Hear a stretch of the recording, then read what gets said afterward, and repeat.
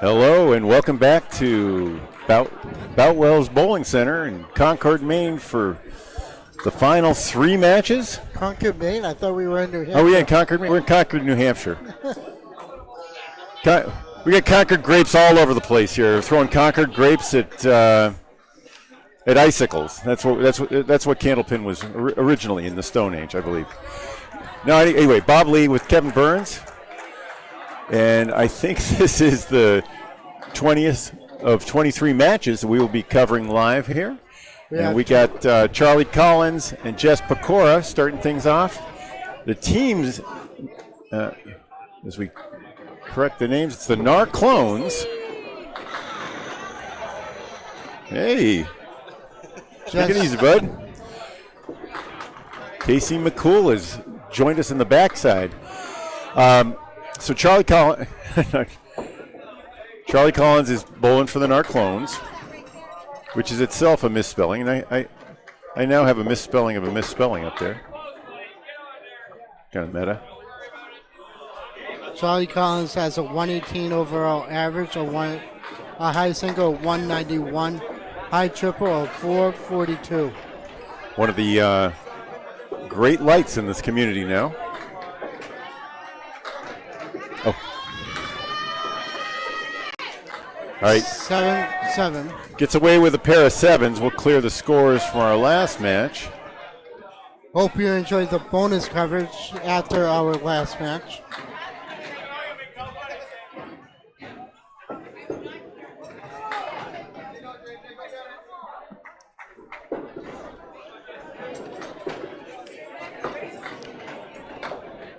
Jess Pecora off on the right side. Collins right on the money and wipes out the first two rows.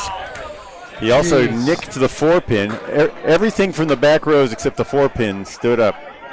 Jeez.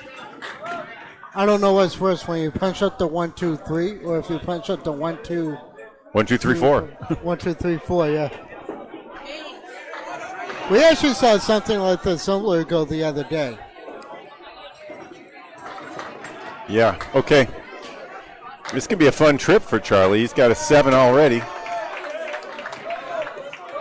This is going to be un-Charlie-like. Well, Jess puts up 14 and Charlie puts up 15, so I guess in some ways he did his job. He made a gainer. And here's Brittany Underwood. Overall average, 99. Career high average is a 99.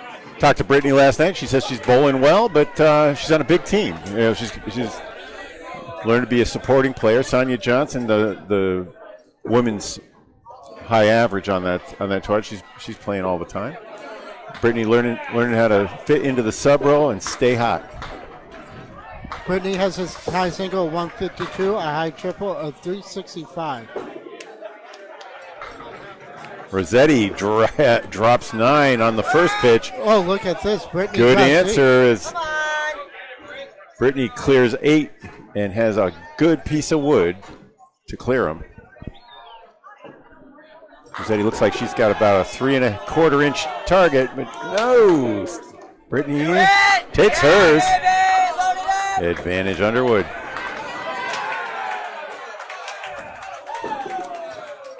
First mark for either side.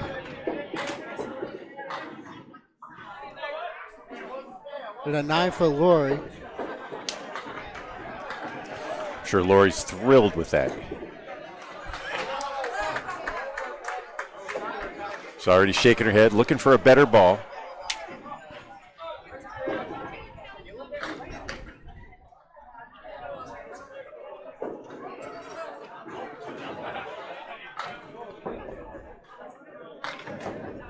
Haven't seen the updated standings, but NAR Clones have been right in it, right?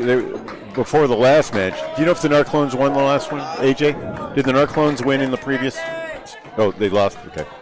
So they were in the top 5 before. This is really big for them. Yeah, it's a must win. Thank you, AJ. AJ Stockton right behind me. Give the fan support. Lauren Chastain. Oh, yeah. Strikeout spare.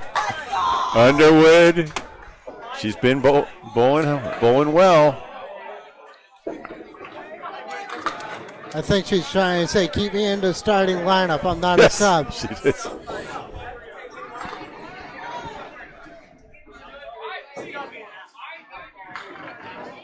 right, Rossetti. I think she's got it. He does. Yeah, she does. All right.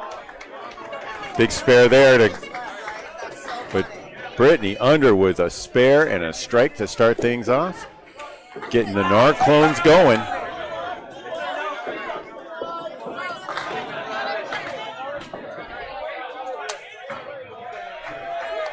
Pin lead plus her second bonus ball. Look, this Dan Leggy drives it home, splits them, 7-10.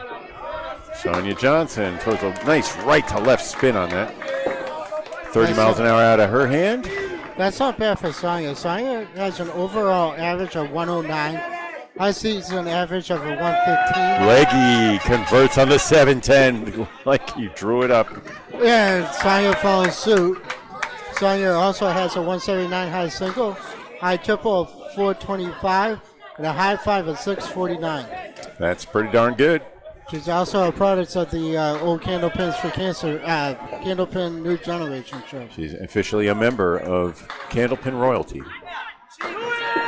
Strike for Leggy. Sonia almost answered with one of her own. Leggy decided to follow Brittany doing a spirit strike combo.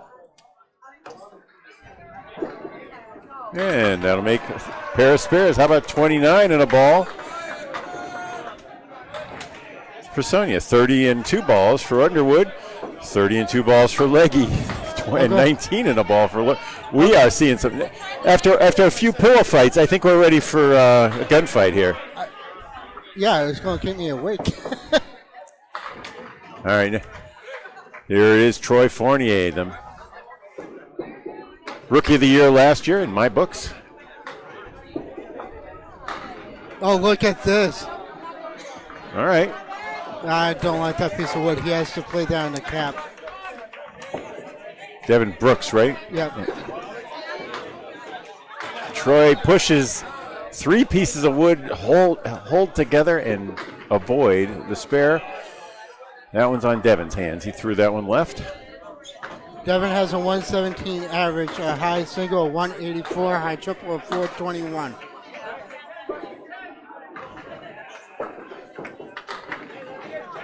All right, 10s to start for the number 4 bowlers. Brooks for the NAR clones in black. Troy Fournier in the blue for New England Flooring.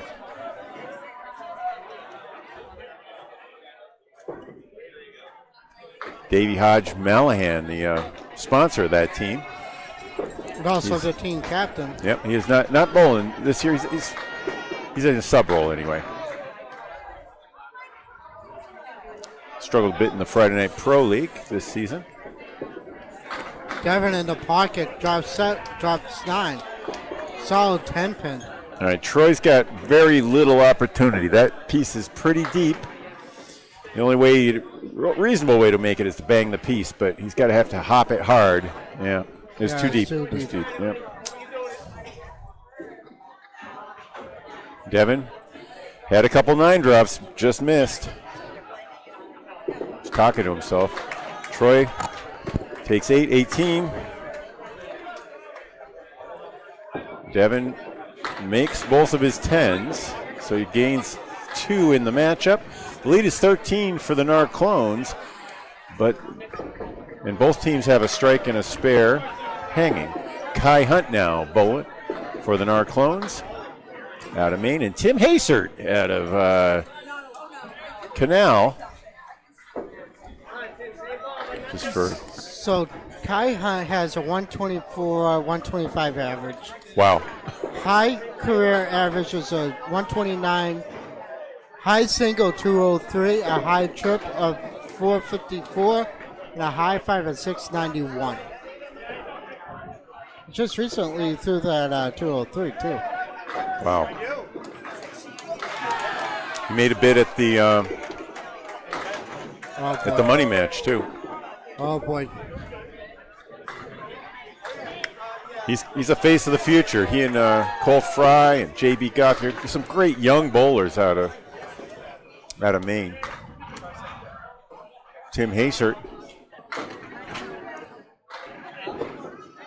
one of Canal's best out in Southampton, Massachusetts. Been on this New England flooring team for a couple years, both at the mixed and the World's there. Good 10 for Tim, and he picks up 4 in that process.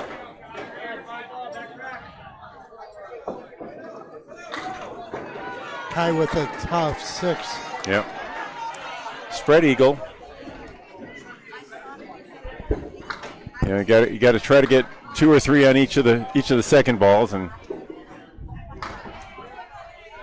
pro average is 8.3 on a spread eagle. That includes the 1% that turn into spares. All right, Tim Hasert swings right and half Worcester. Kai finds his spot and gets the diamond on the left. It stood for a quarter second there to collapse. Strike on 6.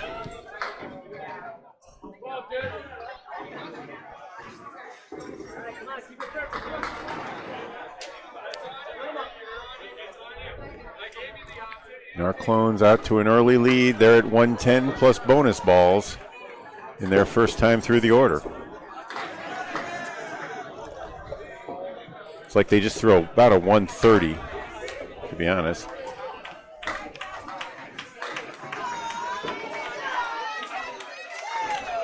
New England Flooring with a 100 plus bonus balls. They're going to probably be in the 114 area. Lead though 10 plus fills. We'll switch sides.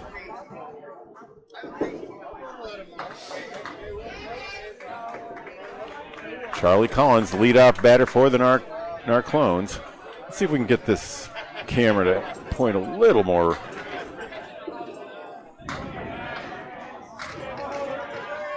It's been a little off camera there. Just comes in with a 103 average overall, a career high average of 105, high single 153, a high triple of 379, and a high 5 of 584. Jeff's throwing 27 miles an hour.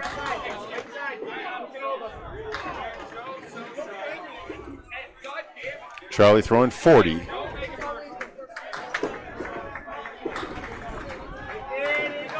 Good 10, Jess. Picks up one there. She's at 24 after 3. Likewise for Charlie Collins. Off to a slow start for him.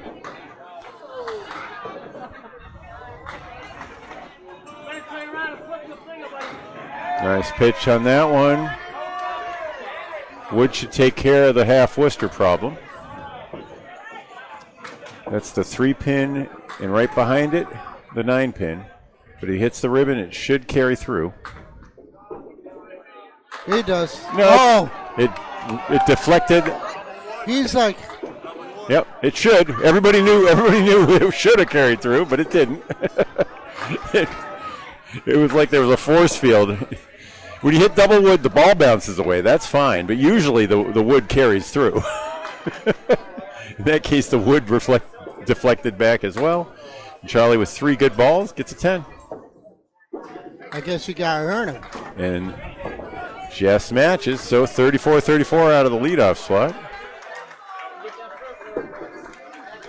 So Charlie feels a little bit hurt. I bet he does. So Lori Rossetti has an overall average of 99, career high 122, high single 181, a high trip of 390, and a high 5 of 695. Right. More importantly, are there 2 S's in Rossetti? Yes. Okay, I have 1. I'm sorry. And there's a lemon drop for Brittany Underwood. All right. And a lemon drop for Lori. Hey, come on. Yeah, okay. Yeah, come on, let's pay up. We have been really. We have not been pushing. No. All right. Brittany gets away with it. Couple of miss hits, but she gets 7 on their fill. 37. Lori only had 1 for her fill, so she's at 20. Well, that's actually $5 for Candlepins for Cancer. She tried what? That's $5 because she got less than. It would be if we had collected, but we haven't been collecting. Got to be tough. All right, Rossetti with a 9 and Brittany Underwood with a 7 comes back to earth after the great start.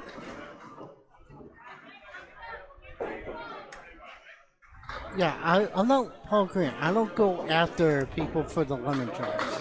Yeah.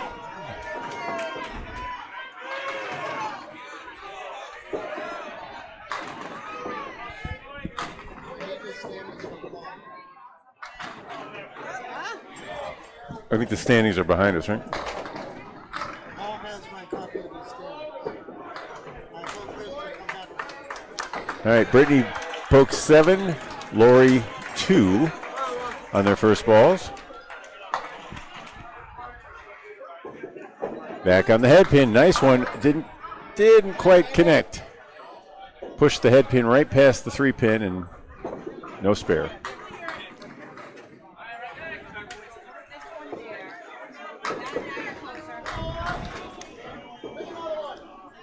All right, that's 10.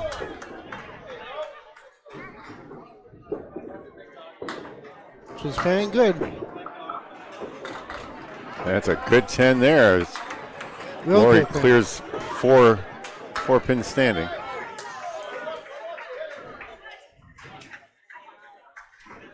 Dan Leckie has a high single of 186, high triple of 565, and a high 5 at 711. Wow. He's in the 700 club. 7-Eleven. A convenience store. Yep.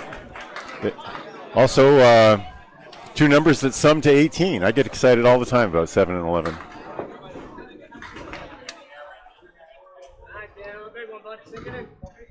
What does 7-Eleven stand for in a convenience store?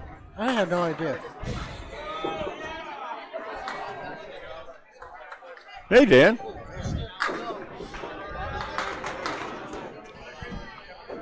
You might want to, if you want, work things out with Dan, Kevin. Yeah, Dan Castle has joined us after many small and large problems. Okay, a 7 for Sonia puts her after the fill at 40. She filled with 6. Got to 35 actually. And with that 7 is at 42 in the third. Leggy on his fill only managed 6. And then added a 6 on top of it so he was also at 42 and he just threw a strike on it. How about that?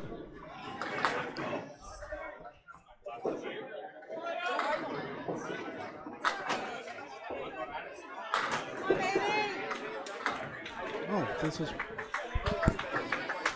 51 after 4 for Sonia Johnson.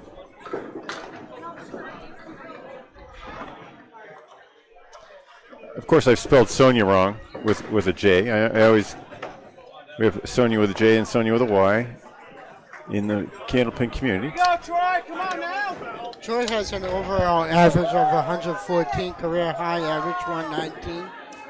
High single 176, high trip 442. Narclones leading by 13, 175 to 162. We just got the updated standings. Extra lanes held on in their 19th match. They're at 32 and 6. They lead by 6, which is 3 games with 3 to play. They're near clinching first place. Penny Lane's bottom shelf. A merged team, a combined team. They're in second place, tied with Huff Power Sports and Riverwalk, but leading on the pinfall. They were all three of those teams at 26 and 12. Riverwalk we just saw. Hold on. Academy Lanes that we saw next door is at 24 and 14, holding on to fifth place by themselves. And then there's a big tie: Holbrook, Narclones, New England Floor, two of which are in front of us, along with JD's, Central Park, Hammer Barn, and Pub 125, all at 22 and 16. I'll put those up on a scroll in a minute. I'm gonna put those on a scroll in a minute. So, well, Devin Brooks is spared and filled with 7.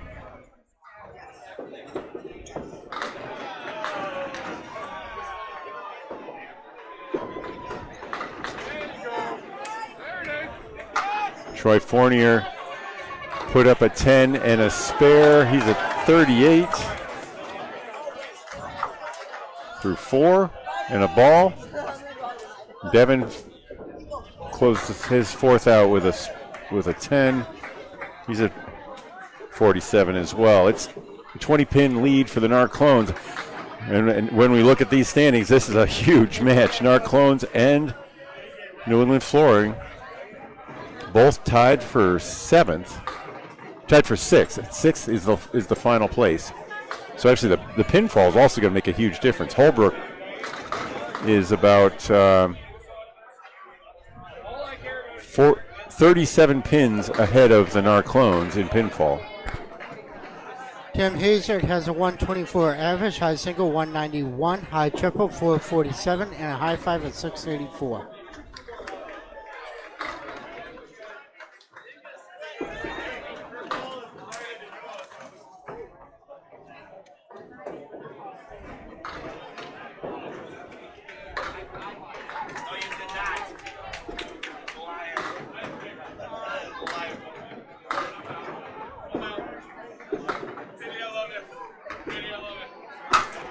Kai Hunt, nice bid. Put 9 in the strike.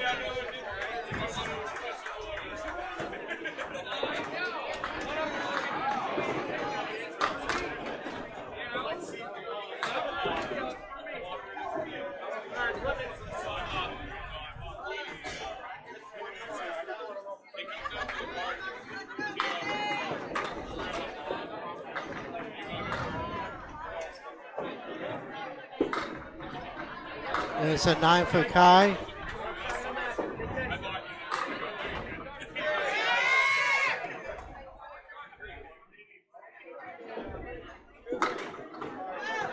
And an 8 for 10.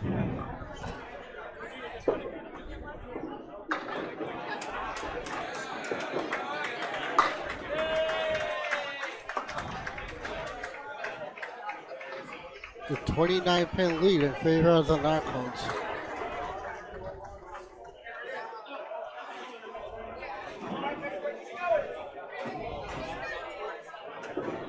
Kai Hunt in the pocket drops 5. Leaves a 3-2 split. 2, 4, 7 on the left, 6 and 10 on the right.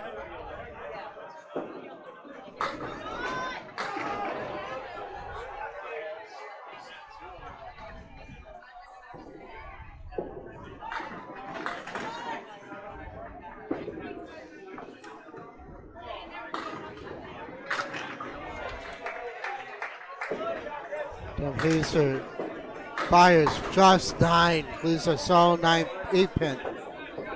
Kai Hunt tries to cut it over.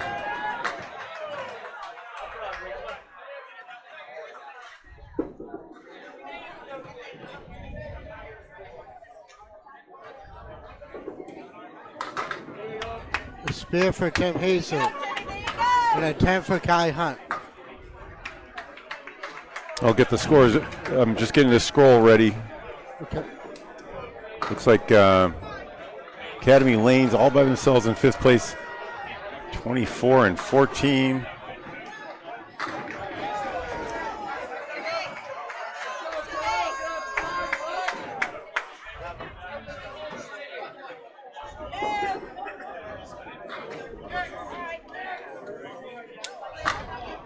Charlie Collins Plows through. Leaves the 1, the 2, and the 4. Just only grabs 1.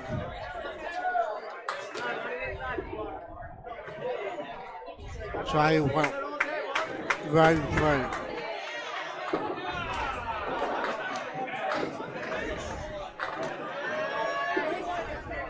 An attempt for Charlie Collins.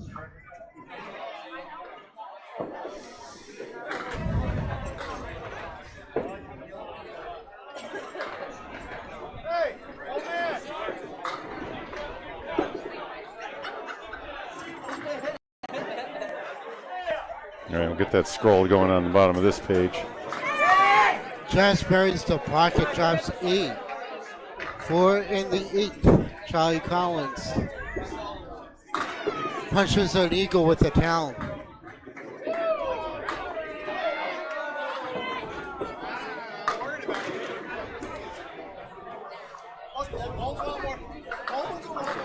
Just missed her spear. Charlie Collins punches 1. He called it as soon as he threw it.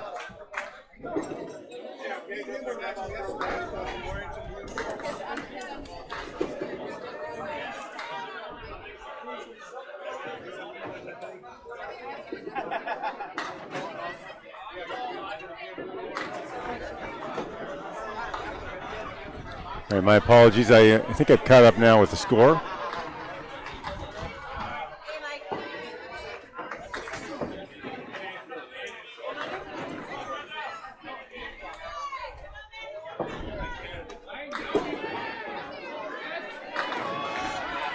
And we've got official confirmation. It is 248 to 217. The NAR Clones are out to a 30-pin lead. But all the hits are coming from the right side. So that, let's call that about a 10-pin lead once we see those bonuses. Lori Rossetti and Brittany Underwood.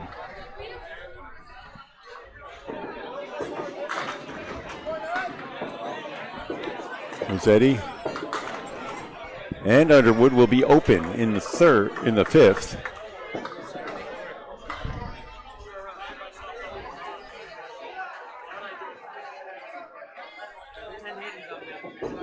Lori has a spare, but just a 1 fill on it. Throwing some good boxes, but still under her number. Now at 48 at the half. Brittany came out with a spare and a strike. Added a 7, 10, and an 8, and she's at 62 at the half. Big part of the 30-pin lead for the NAR Clones. We're going to be joined in a second by Dan Castle. Hey, Dan. Well, I'm here. Welcome to Concord, New Hampshire. Let me weight this down. We got some wind blowing here. Okay. We are we're down to our last 4 matches. Okay. And these two teams are tied for 6th right now coming into it. 6th place would get $1,000. The top 6 are in the money. Lori Rossetti threw a great pitch at the spare and didn't get it. She's not happy. She's often she's a passionate bowler. Reacts to great things, great and bad. I see in a way that I can relate to. I see Brittany Underwood missed her spare attempt. Yeah. But gets a 9. So that's 58 and 71. Brittany came out great guns with a spare and a strike. And now it's 71 through 7. She's cooled off a bit. Right. You get to see Dan Legge on the right. Is that better? Yep. Aaron's going in. Okay. Okay, so top right. All right. We're back. All right, coming in. So Legge with a 9 fill and a 9, right? Right. Puts him at 69. It was an 8 fill and a 9. Yeah, That's 8 what fill. it is. Yep. And just put down, leaves the 7-10 split. Sonia leaves the 4-8. Wooden front, looks like it might help. It was an 8 fill and a 9. Yeah, That's 8 what fill. it is. Yep. And just put down the 4-8. It looks like it.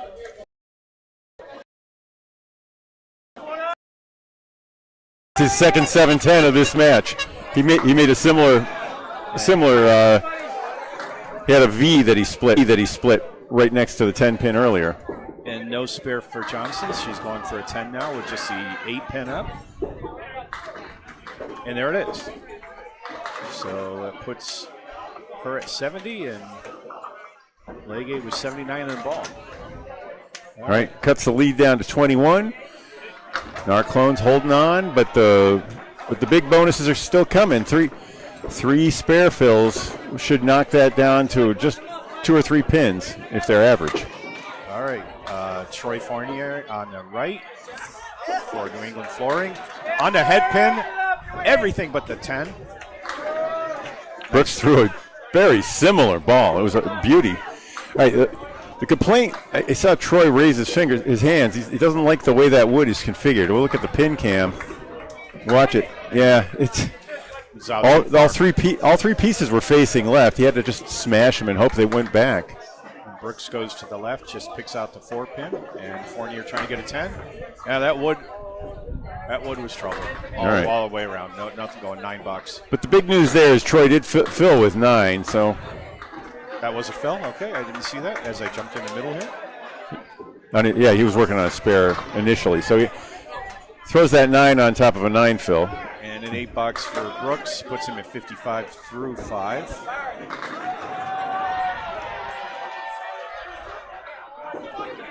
Troy's right back on his number and splits. If you didn't like the 9 the 9 drop with a lumberyard, you'll hate that one. All right, Brooks finally he's had a couple of 9 drops that were almost strikes, and that finally connected. Oh, nice bid on the split, but only the right 2 went. So Brooks will sit down with 65 and a 2-ball fill, and that's a 10 for Troy Fournier. Hard to control your emotions at a time like this. A lot of money on the line, a lot of people watching, a lot of people you care about on your team. And you throw a great pitch and you don't get a fair looking leave. You get pissed. Oh yeah, I mean we see that. Yeah, that's part of the game. I mean there's just a small margin now. Tim Haser coming up on your right and Kai Hunt on the left for the Narclones.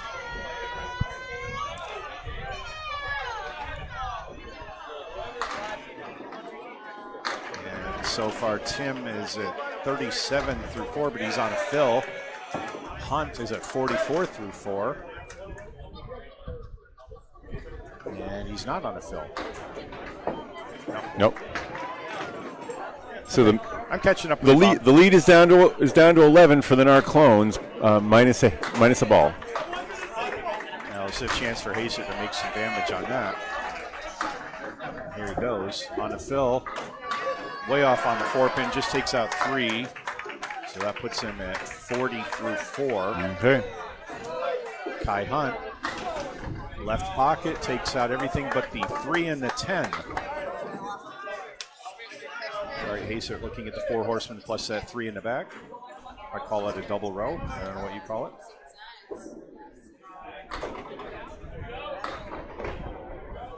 And he's got a piece of wood over the left, the same material, I think.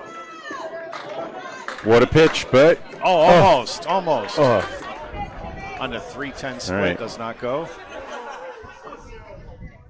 Yeah, he went to the left on that one. I think that in that you really need to be in the right-hand pocket. But he's shooting for a 10. Got it. And 9 for Hunt. So Hasten at 50 at the half with a spare and a 3 fill. And Hunt at 53. So what's the lead? For the he had a strike with a 9 fill. Also he started off with a 6, so tough box. Well, the lead is that did chip into the lead some, so it's only, 8 pins right now. All right, Tim Hasert, the former baseball pitcher, with the pitch, 39 miles an hour. Head pin and he split.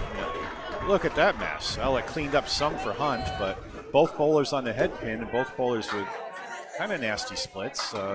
3 and 2 for Haser and a 2-7-10 for Hunt. Kai's pitch was at 42. Haser just takes out the 4 pin.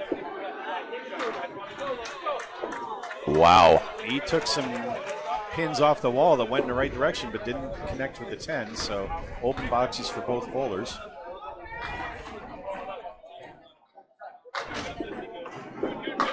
Haser tries to take 2 but gets 1, so $7. $9 for Hunt. All right, so Wood is playing spoiler on these. Hasert trying to choke back some anger there. All right, so Hunt at 62 after 6, Haser at 57, and the lead is 9, our clones. Yep. And the hits are even, although Devin Brooks has a strike. Now we're going to see Aaron St. Cyr. Because there are no warm-up lanes, all 24 lanes are occupied. He's going to come in as a sub for Charlie Collins, and he's going to be allowed 1 reset and up to 6 balls. So if he throws a spare, he's going to have to throw an empty space for the for the next 4 balls. Well, that's worthwhile to loosen the arm just to Yeah. make sure you're where you want to be. Right now he's got a high-low jack with his 3rd ball. We're seeing a sub also for Jess Pecura.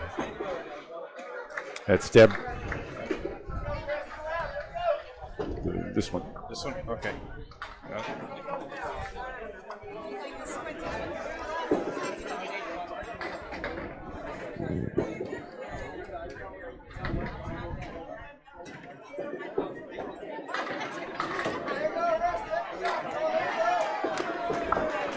All right, Deb Regan is going to be coming in for Pecura.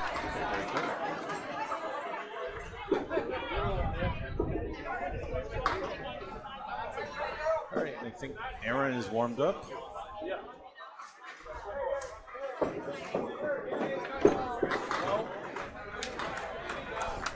St. Cyr will be coming in for Collins. They're actually, I think, switching sides. Oh, that's right. Yeah, that's right. Yeah. And we'll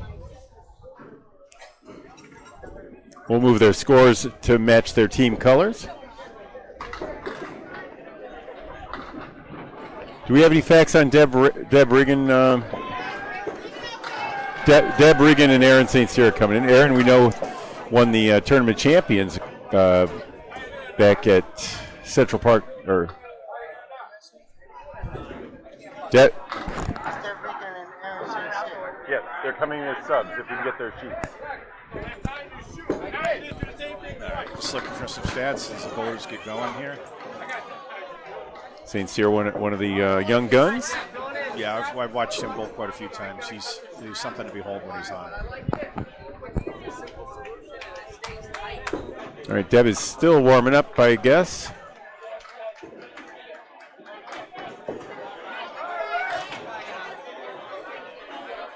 I'm not sure.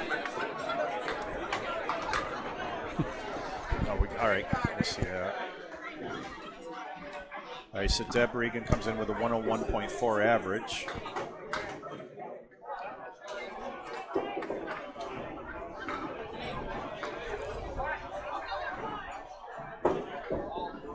I guess because they warmed up on the wrong lane, they're being allowed to warm up on the right lane now. Take advantage. I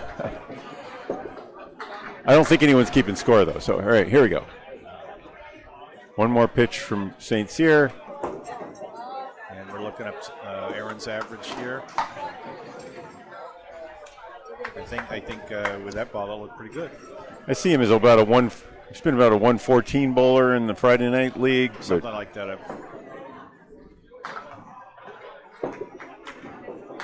That one major tournament victory, though, is his big feather. All right, this should be live. No, they counted that. So I guess that 8 did count. And Charlie's 10 did count. So they were not warming up in those second balls. They're just bowling out of order. Regan had thrown before Saints here. So all right, well, anyway, Aaron's on a 4 horseman. And Regan's at 60. Sorry, Regan is at 59. Well, she got the 4 St. horseman. Cyr's at 62. Deb took the 4 horseman, left the 5. Aaron just took out the middle 2, and that's an 8 box. All right, so Aaron's at 70, right? That is, and again, and the subs are in. okay, the scores up there are on opposite Yep. sides. All right, I got it. Was a little confused there for a second, Bob. It doesn't take much. They'll be the same as this one over here. This will match that. Information Anyway. overload. Okay, here we go. Back to Brittany. Brittany Underwood is on your right. Lori Rossetti. And Aaron St. Cyr has a 112.8 average, so you were right on the money pretty close, Bob. So punch out for Brittany, half Worcester left. And Lori threatened to put a punch out. She came in on a 3, but took out 5. On a spare attempt, Brittany's right in there. Leaves the 1-4-7. And Lori with a nice attempt leaves the 7 pin. Too loud. For the 10, Brittany leaves a 7. Went through the hole. Okay, that's good. Okay. I'm having trouble hearing you, Dan, a little bit. Oh, It's okay. I'm hearing me too much. 9 box for Lori. And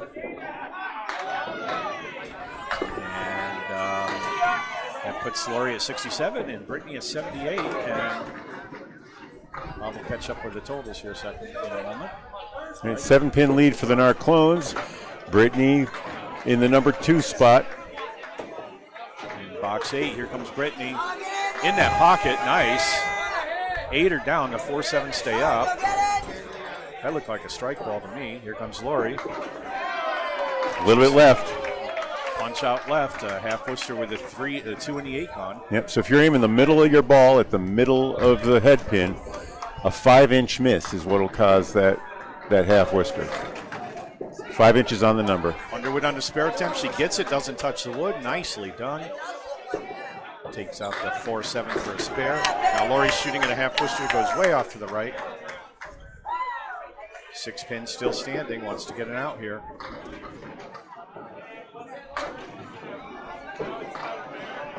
So after a good comeback in the 6th and 7th from New England Flooring, our clones are back Oh boy. Not in what you charge. want. That's a 4 box for Lori Rossetti. And that was a big box, Bob. It was. That's a 6-pin swing plus a ball on that, just on that box. All right, Sonia Johnson up again on your right. And Dan Leahy on your left. Sonia's off the head pin, leaves the 1, 3, 6, and 7. Leahy On the fill. and that's a strike. 10 on spare. All right. That helps. Sure changes. Gets rid of the Johnson with rid of the rally in a way. she got the 3 to go down, but couldn't carry anything to the 7, so it'll be an open box. And box 7 for her, for a 10. Okay. And that's a 9. 79. That was a very timely move by Leahy to drop that strike. That's right. His strike matches Devin Brooks' strike fill coming up. And the lead is now hanging for the Narclones by 2 and a ball. Johnson on her first ball in the 8th. On the head pin. 7 pins wiggling, but it doesn't go down. That's disappointing. That was a Leahy looking for a double, drops 9. That was a great ball, put it in the right pocket. Leaves the 8 pin, so the first ball in the fill is 9. like it comes in from the right side. Should be able to drive it straight back. I don't know. He didn't like something. Sonny was reaching for a ball. Maybe he saw it out of the corner of his eye. Could be. Yeah, he stopped and resets. And there's the pitch. Nice. Spare on strike. 220 boxes in a row for Danny, huh? That's not bad. He used to bowl in our Wednesday league, you know, Bob. Yep. 9 box for Sonia, and she's at 88 for 9. For 8, I'm sorry. Leggy 119, and now the 9-pin lead for his squad. That'll probably be erased by Devin Brooks here. And we're going to be in a virtual tie. Brooks has got a strike. Each team has a spare. All right, first ball, and Brooks' fill is 7. Why is that 4-pin staying up? Because you're at Boutwell's. The pins have been incredibly stable. They stand up tall and they don't fall down easily. Well, he's got a good leave. In the meantime, Troy put down a. I thought he was going to get it, okay. But it didn't go. 9 fill for the strike. That means we have a tie game. And no spare for Fournier. So he's still got 3 up. Looking for a 10. No problem. Brooks is firing well. And an 8 box for Troy Fournier. And we've got a nail biter going on here. Dan Castle joining us for day 3 of the Mixed Worlds here. Oh, I missed you guys. Sorry I couldn't be here earlier. But I'm here now. Yesterday was a good marathon. And Brooks with his second strike of the match. He has a bunch of 9 drops to go with it. That was a bomb. Fournier trying to match, and he takes out everything but the 5 and the 8. That was a nice ball, too. Just nothing caught those 2 pins. Looking for a spare here. 2-pin spare on the 5-8. And he's got it. No problem. All right. Keeps the match in hand. All right, both bowlers sit down on marks. And our Clones with the 2-pin lead. Each team with a mark, with 2 marks. And hey, time for the anchors to come alive. That sure is. Kai Hunt on your right for the Narclones. Tim Hasert on the left for New England Flooring. And Hunt starts out with A setback. a castle. Sorry, the name is just too good for on setback. We tried to give it your name, Danny.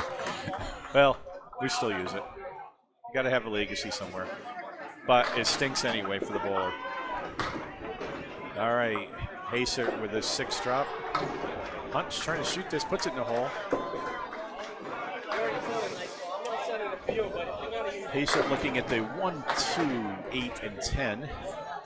Some wood over there. I don't know if that helps. It might.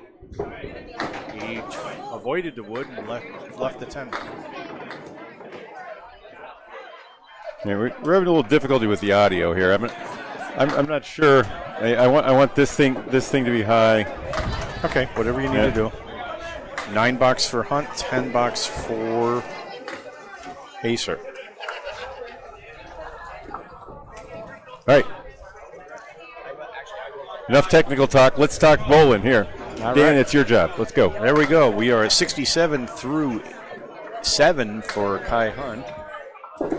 And 71 through 7 for Tim Hasert. And Hunt is on the head pin and takes out lead. Well, he leaves a spread eagle minus the 3 pin. Hasert left pocket. And he's got All right, a that's split there, but I think the wood's favorable. On the spare attempt, still 3 left for Hunt. Hasert's got the 3, 6, 7, 10. I kind of like that wood, Bob. yeah. He's going to drive it straight into the pin, and it should work. Oh, God. well, the 10 survives somehow. And an 8 box for Hunt. Hasert can't believe that. Yeah, that's almost a dispositive miss. He's still got a ball though. He can't give up. He's got to keep his head together for the final pin. Nope. In the Nope, gutter, that's a I 9. couldn't see it through him. That was a 9. Okay, 9 box for him. He's a 79. 76, I think, right? Yeah, 76, and 76, then you're right. 79 for Kai. Okay, down to the last 10. We're all square. Okay, even up. The only difference is Devin Brooks has a strike for the NAR clones. Each team has 2 marks. And we're going to switch the scoreboard over. All right, that says 5-drop for New England Flooring and a 5-drop for the NAR clones. Deb Regan now trying to make a spare out of it. They have mirror image leaves here. Oh, yeah. Very weird mirror, too. They're just, All right, she just leaves a 1. it's a rare leave to see twice in reverse. Oh, that's That's hideous. that's just wrong. All right, All right. an 8 box for Deb Regan. Aaron St. Cyr is shooting at the 8, 9, 10. He's got wood in front of the 9 and 10. Trying to get a 9 or a 10 out of this. Yeah, he did. He Gets a 10. He gets a 10. Hey, you called that before the pin fell. That is big. That was well done, Bob. So 77 through 9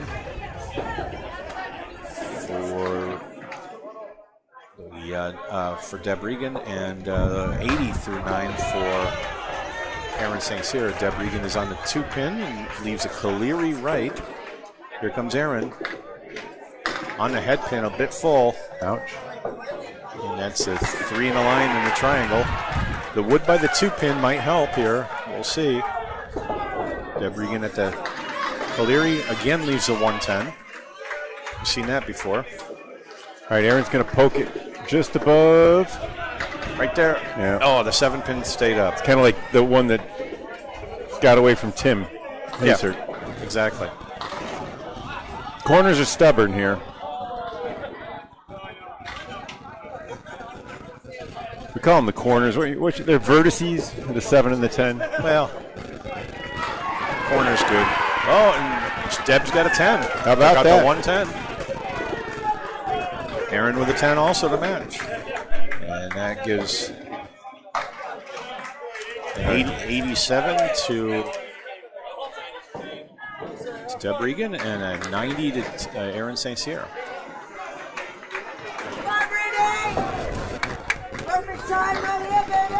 All right, Britney Spears, what am I saying? Brittany Underwood on your left. And Lori Rossetti on your right. Lori starts off on the head pin, leaves the 10. Brittany leaves, she hits the 3 pin. She's on the 1, 2, 4, and 8 are left.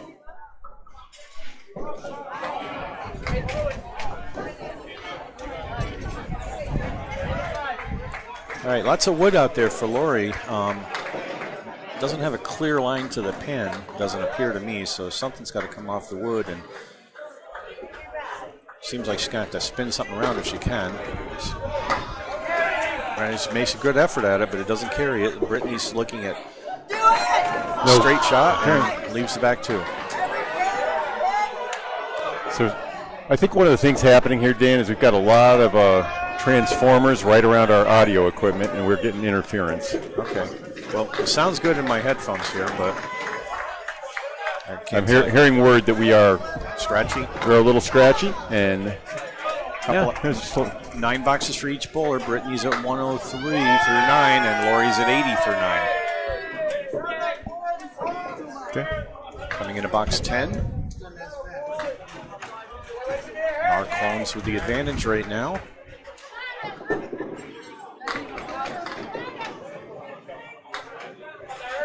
I don't know if we're waiting for balls to come back or we're just taking a breather here. Lori Rossetti, maybe. Yeah, I see the balls coming. I see. Okay. Yep. Delay a game due to equipment. Coming up next, match 21. Harry's All-Stars be meeting Exeter Lanes. That's right, the number 1 fun. team. Harry's has dropped down in the standings a little bit, but they are giant killers. All right, Lori Rossetti in box 10. Here she comes, and that is a head pin hit and another split. Oh boy, look at all those things, all that wobbling and no falling. Underwood Rossetti takes out 7, leaves the 3-5-6 triangle. Rossetti's got a bit of a mess down there. I like the chances though with the little big V. You see how they're. Yeah, that's what I was thinking too. Is if you come in on that, that's your best hope, I think, of getting this. It's possible to slap them all. Let's see. She's in there. Boom, boom. Nope. Oh, just the 5-pin.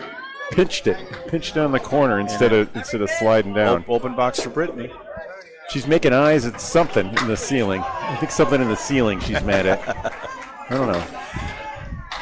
Maybe a deity. I don't know. Well, it's aggravating. You know, Lori had a good ball. Leaves an 8-box. She had a good ball to start with, but didn't get anything to really shoot at. And Brittany Underwood with an 8-box closes with 111. Lori Rossetti with an 88. All right. Brittany did most of her damage at the beginning, but that big spare 6 helped out. And 111 won't hurt you at all coming out of the number 2 slot. Narclones with an 8-pin lead right now. And here comes Dan Leahy for New England Flooring. Oh, boy. 2-fall.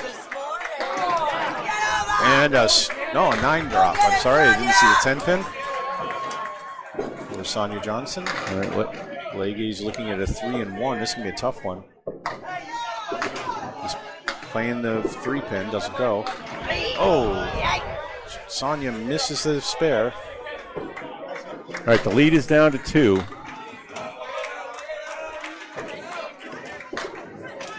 Not 8-box for Leahy. And a 10-box for Sonia Johnson. Makes it 4. Leahy at 133 through 9, and Sonia 98 through 9.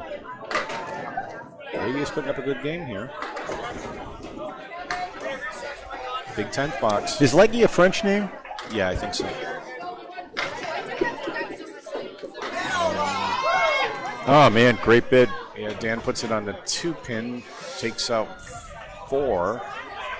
And Sonia was on the head pin, and she's got 5, 8, 9 left. Yeah, it's a low percentage conversion there. One I don't have numbers on. Dan might be able to pull this off within the 1-3. He's in there, and he gets it. Oh, you got it. All right, as predicted. Nice shot by Dan Leggy's Leahy. the bowler of the game for sure now, 143 in the ball. And that was a good effort by Sonia. Just couldn't carry the 10-pin. So going for a 10. And she gets it, so that's a 108 for her. And Leahy's a 143 plus this ball. So on the fill, here comes Dan Leahy. Oh, and no. Punches out 2, but He needed a bit more than that, though. gives him a 145. All right, so the lead is still 2. That was a perfect opportunity. But all right, now Devin Brooks has been hot. I can't believe he's only at 94 after 8. He threw 2 strikes, 3 9-drops, and he missed on a couple of them.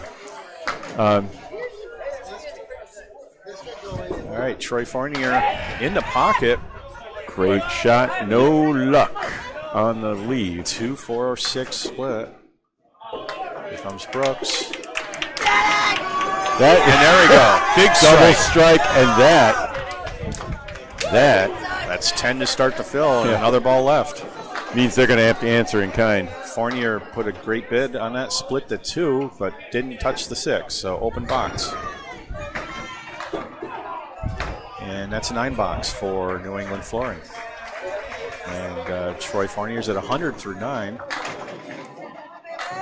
Brooks going for a triple here. Yeah, he's already at 104 in the 8th with a double on that double strike. So plus this ball, Troy Fournier is going to throw first. Fournier again on the head pin, another split. Here comes Brooks. And crashes into the 2-pin, takes out just 3 in the first ball. All right, so put him at 117. The bonuses will continue now. Fournier trying to carry that, can't get the 7 luck. to go. And Brooks huge with a 9 great there. bid on that 9 fill in a second strike. Let's compile these numbers here. And a 9-box for Fournier, and he's at 109. Brooks with a 9-box too. And that gives him, see if they can add these all up yet. 135. And a 135, yep, with a 9 at the end. Clear that out. So we ended up with 23 in the 8th, 19 in the 9th, and a 9 in the 10th. 135, and the lead is up to 18. With 2 boxes to go. So New England Flooring's got to really mark out here big time. Devin Brooks, with those 9 drops in this house, that could well have been a 5 or a 6 strike string for him. I haven't seen him bowl like that. I've only seen him bowl a few times, I got to admit, but he really impressed me. All right, Tim Haysher coming up, knowing he's got a job to do. Kai Hunt just needs to keep it going. It's 523 to 505 right now in favor of the Narclones. And nobody on a fill. Here comes Tim. No. Lemon drop Jeez, left. you don't see that more than once a year out of him at the during league. He's thrown a couple wild pitches today. Yeah, that one was just the 4-pin. He's got 9 to shoot at. Can be made. Hunt has a diamond on the right. 3, 5, 6, 9. Haysert trying to pick up a 9-pin spare.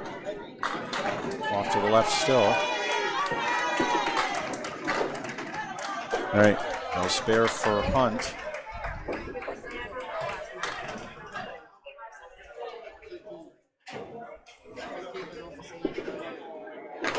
And an 8-box for Haysert, 10-box for Hunt. So New England picks up, or Narclones pick up 2 pins on their lead.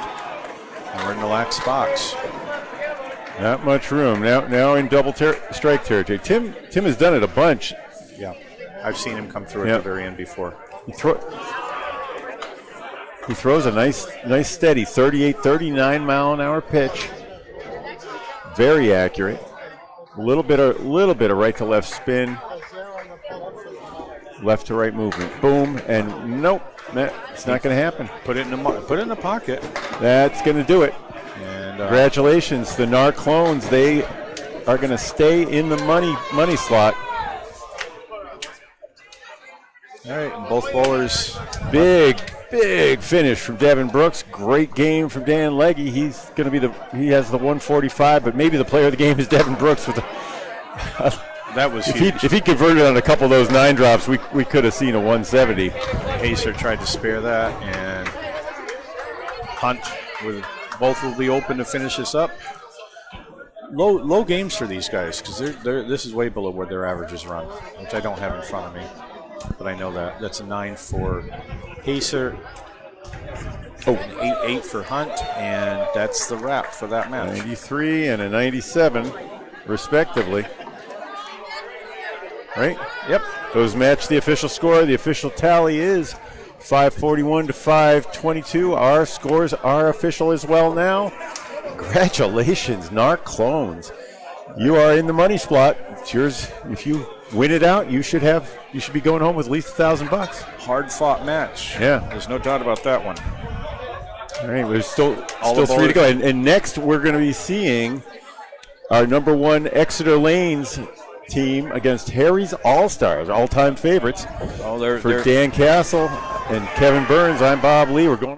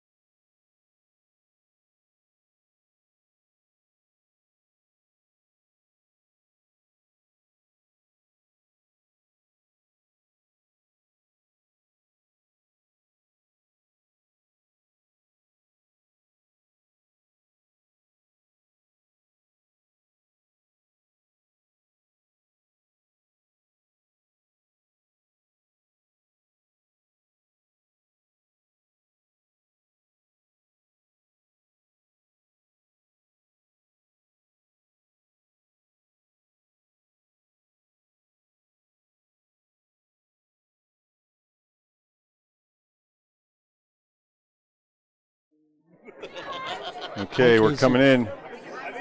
Putting the volume up. Bob Lee here with Kevin Burns. Casey McCool hovering around in the background. We've got a big one here.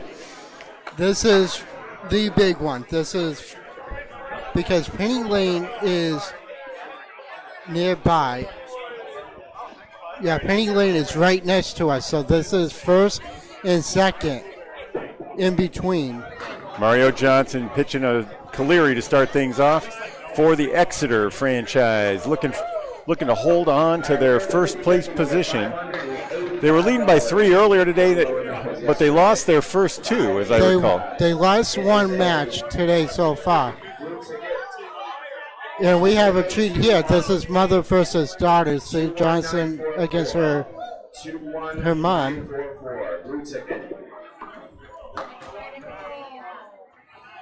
All right, we got Sage and Mario Johnson head to head. Mario with the 10. Sage with the 9. And she glares at her mother. This 50-50. Allie Barbara will be coming around to do this 50-50. This is the last one of the tournament, so we get a good one. And last call of all our album I'm doing at the end of this game. So if you want to win tickets, come up and see the front desk. Thank you. Get a first look at Jonathan Boudreau on camera here. Back from his injury last season. Mario in the pocket drops 6. 4, 5, 7, 10. Sage throwing right on top of her mother. Mother's taking her time, getting ready. As soon as she starts moving, Sage starts moving and drops it right on top of her. I see that a lot in the women's game for some reason.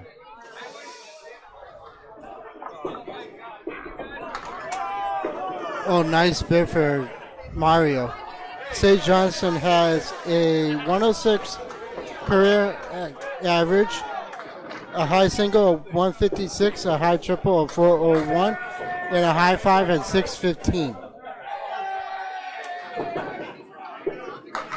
Mario with a 9. Okay. Well, they tied. Yep, 19 apiece. 19.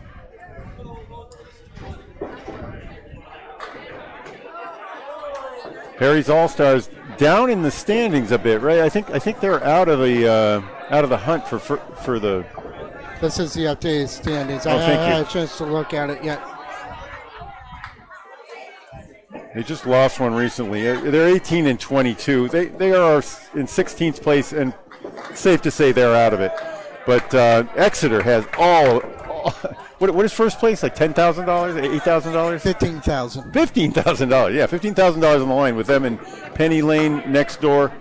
They've got a big lead though. They got a three game lead. They can clinch it here if Penny Lane loses, or they actually if they win with 3 to go, they're in the catbird seat.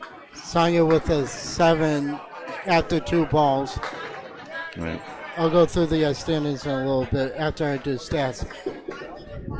Laura has a 108 to 105 average, high single 180, high triple 391, and a high 5 at 607.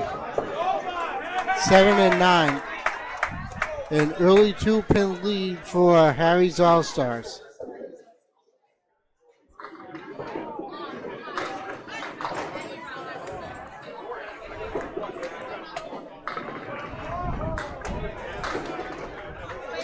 And a strike for Sonia Rossi.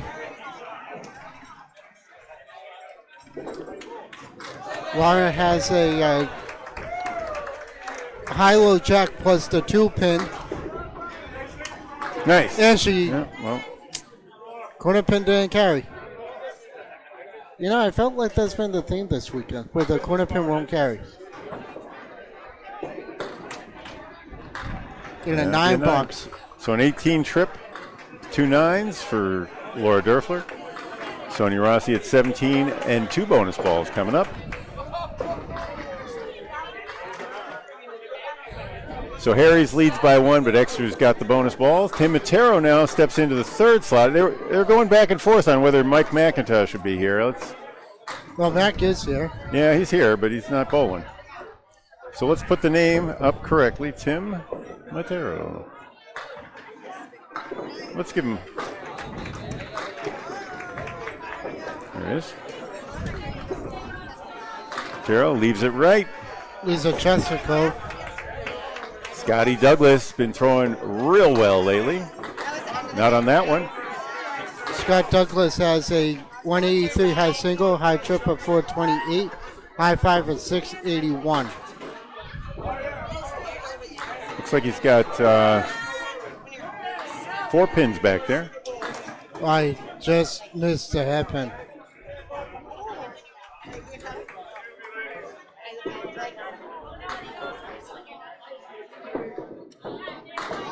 That'll be an 8 for Matero. And a 10 for Scott Douglas.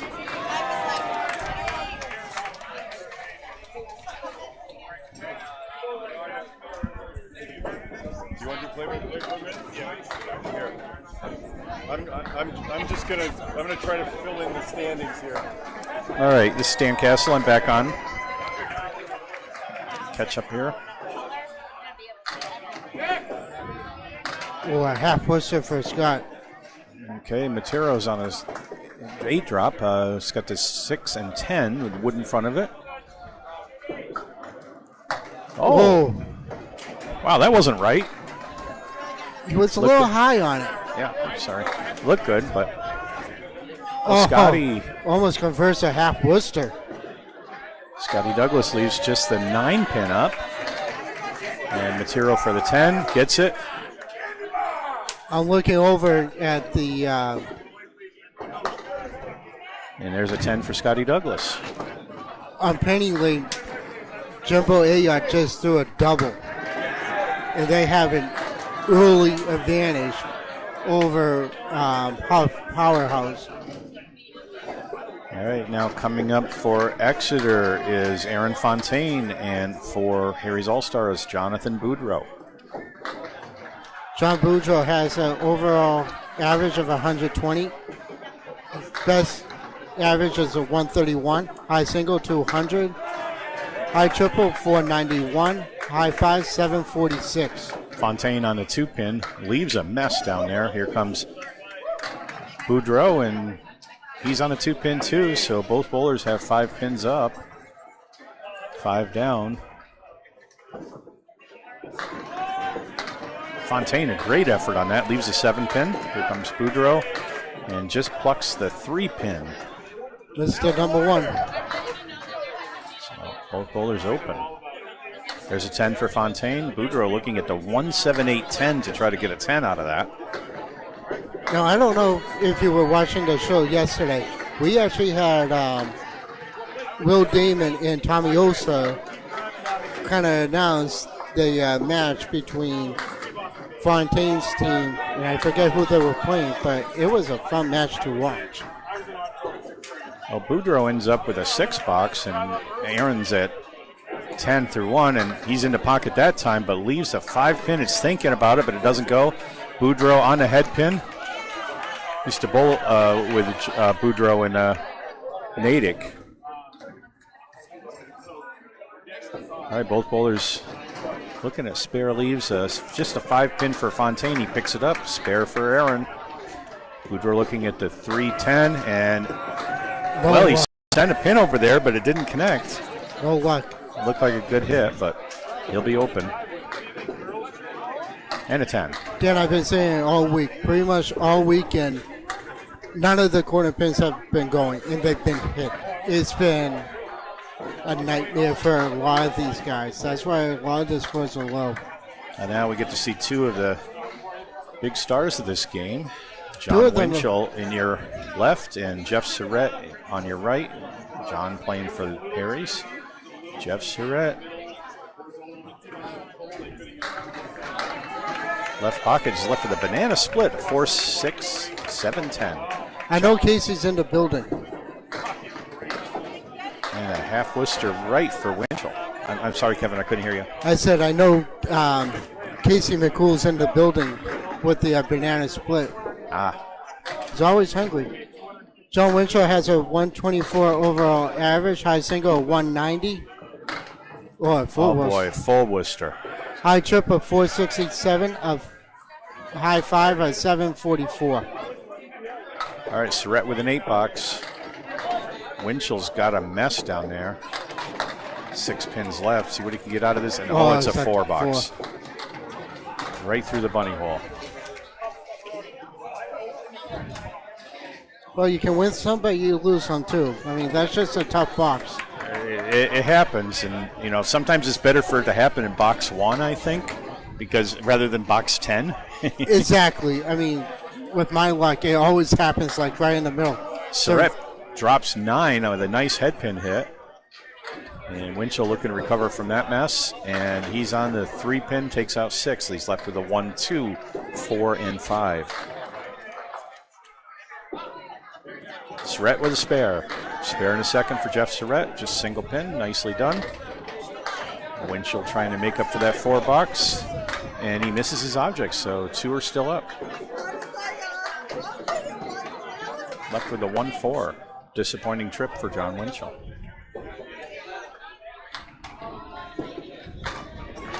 Yeah, Buddy picks up a nice 10 like a pro.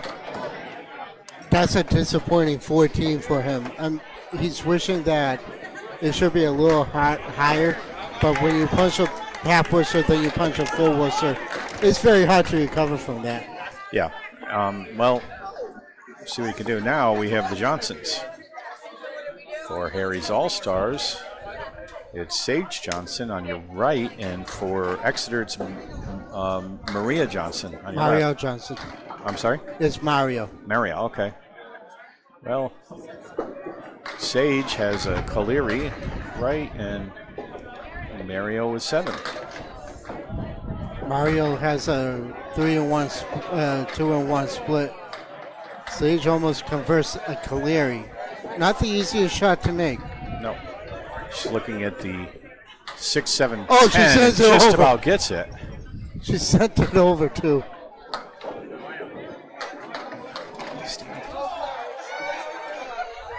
Mario Johnson has overall average and career high average of 111, high single 192, high triple 439, a high 5 of 701.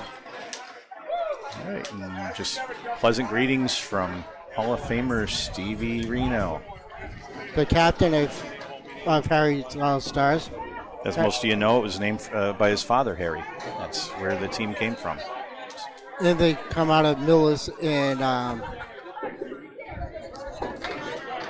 Ryan's family in Millis. Yep, that's my home house.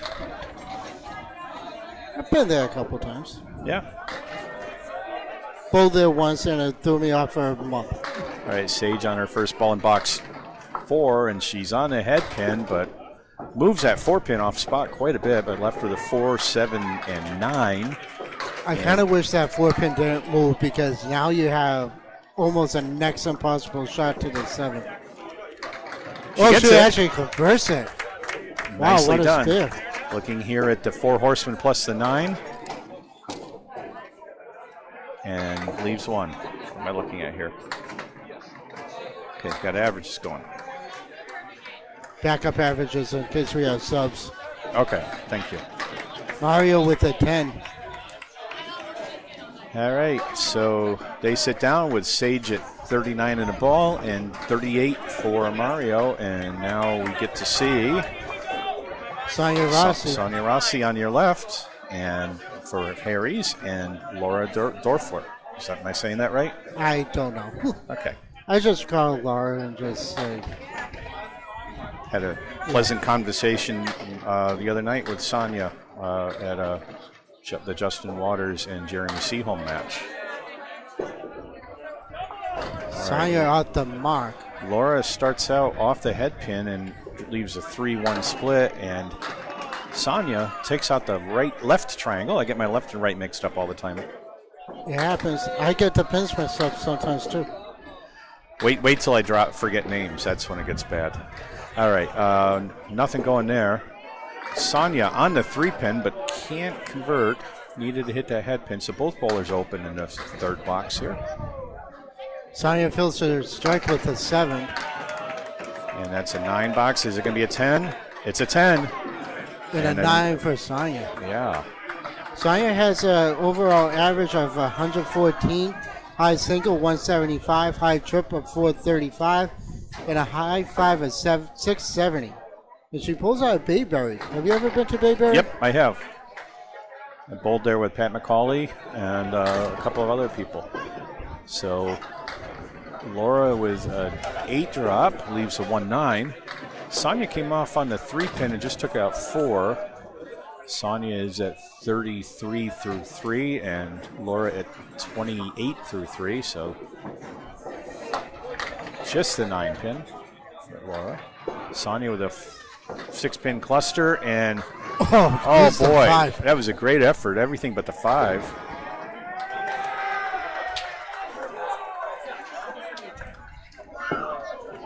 Going for 10s, each of them with a single pin, and that's a 9 for Laura Dorfler and a 9 for Sonia Rossi. So through 4, Laura's at 37 and Sonia at 42. Coming up is a Hall of Famer in his own right. He's actually in the Hall of Fame, Tim Montero. Overall average of 122. His best average is a 133. He averaged 130 in six different times in league play.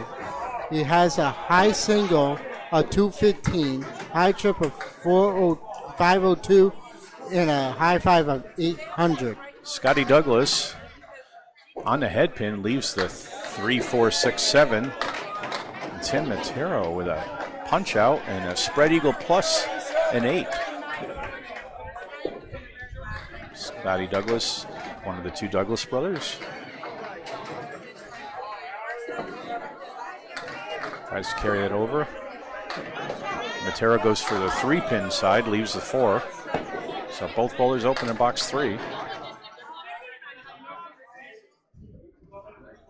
Scotty's got all 10s for his first 2, see if he can keep it going. And 9 in that box. 8 for Matero. So Douglas at 29 through 3. Tim Matero at 26 through 3.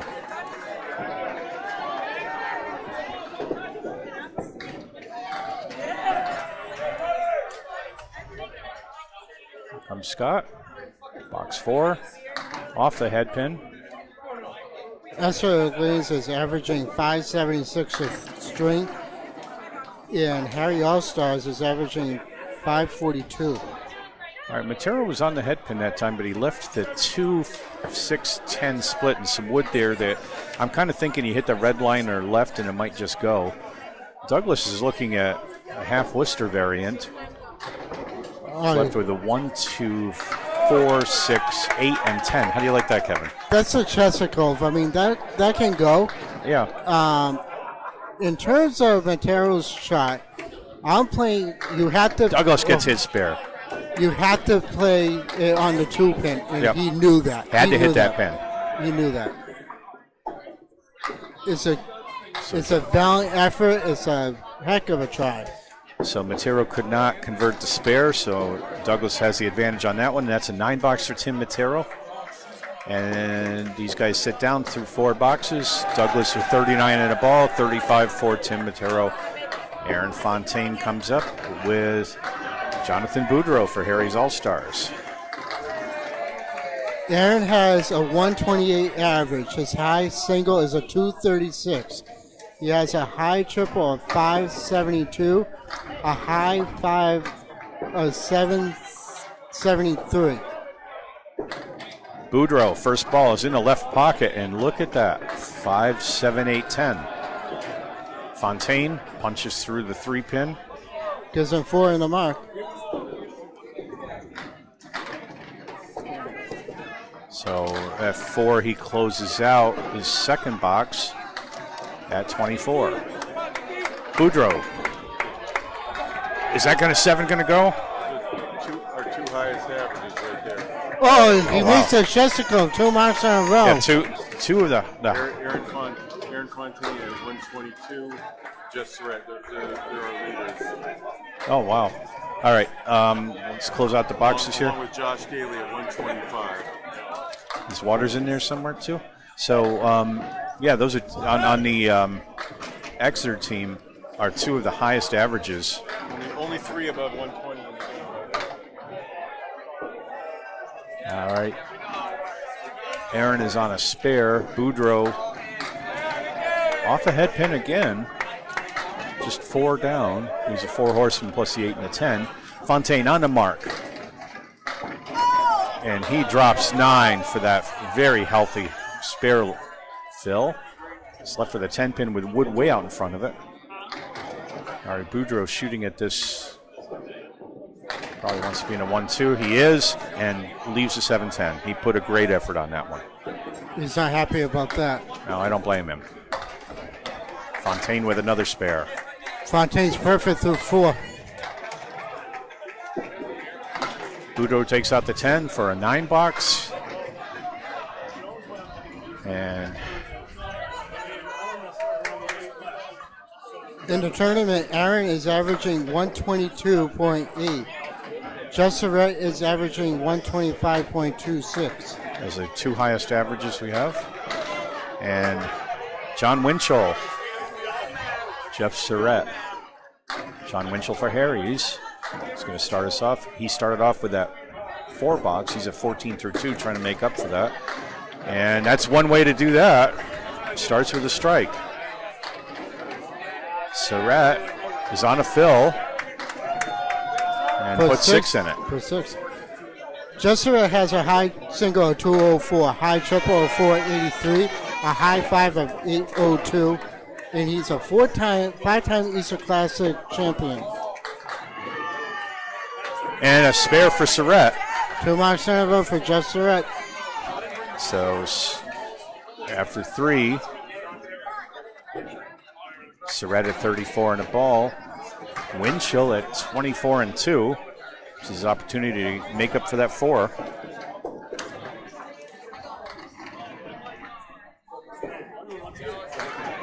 First ball in a fill. Puts it in the pocket. Takes out 7. Leaves the triangle on the right to 6, 8, 9, 10. On the fill for Surratt. Misses a head pin. Puts 5 in the fill. Leaves 5 pins up. Liza Cleary on the right side, on the left side. Winchell on the spare attempt on a triangle. Gets it. No problem at all for him. He's making up for that 4 box in a hurry. And that's a 10 fill on the strike. And no spare for Surratt. Just takes out the 3 pin. So Winchell's doing what he needs to do. And a 20 box helps his cause, and he's got another 10 plus. So 8 box for Surratt, 47 through 4. Winchell is at 44 and a ball. Now we go to our top of the line bowlers, our leadoff bowlers. Exeter in the lead right now. 202 to 173. And Mario Johnson on your right for Exeter versus Sage Johnson for Harry's. Mario starts out with a nice head pin hit, a little full. Punch out spread eagle. Sage missed the head pin, but I like her leave better. It's a 1-6-10 with Wood. That's 7 in her spare, too. That's right, thank you. That's good teamwork. Spare for Sage. The left half of the spread eagle went for Mario.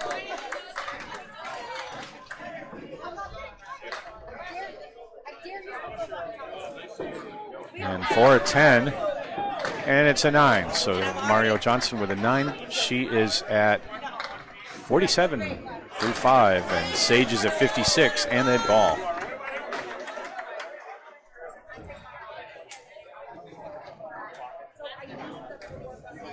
All right, coming into box 6.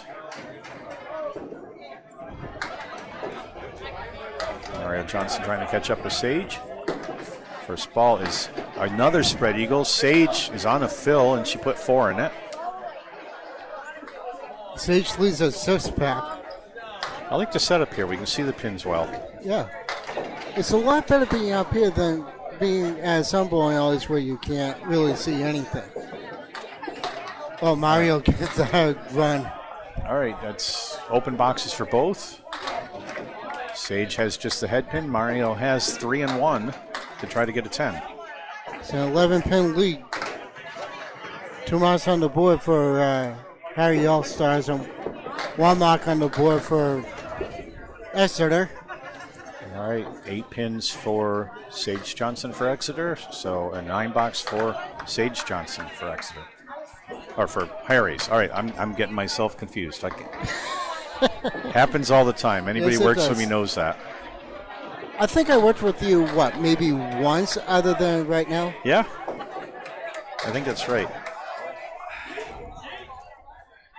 I usually work with Greg and Paul a lot Yeah. more, so it's, More in the north end Yeah. of the territory here. yeah. All right, Sonia Rossi on your right for for Exeter. And she drops 5, leaves a Cleary. The half Worcester on the left side for Well, Laura. Laura Durfler, another half Worcester here, so nobody's on a fill. Sonia looking at the Cleary, which is the 4 horsemen plus an 8 pin, and she catches everything, but no, doesn't go. Nice bid on that half Worcester. Sure did. She put that in the pocket on the right side. A lot of people always ask, do you go for the inside or the outside? I play the inside. Always play the inside when you have that half Worcester. For the first ball, second ball, I'm going to go into the pins, or on the third ball actually. 8 boxes for both bowlers, and that gives Rossi a 50 at the half and a 45 for Laura. 9-pin lead. So I have a spear from Scott Douglas to fill and a spear from Winchell to fill, and one for Jesseret is not on a spear, Bob. Okay, Sonia coming up. That's ball a little late. Comes in on a 2-pin, leaves 4. Another half Worcester for Laura Durfler. This time on the right side. Bob, it's not on a spear.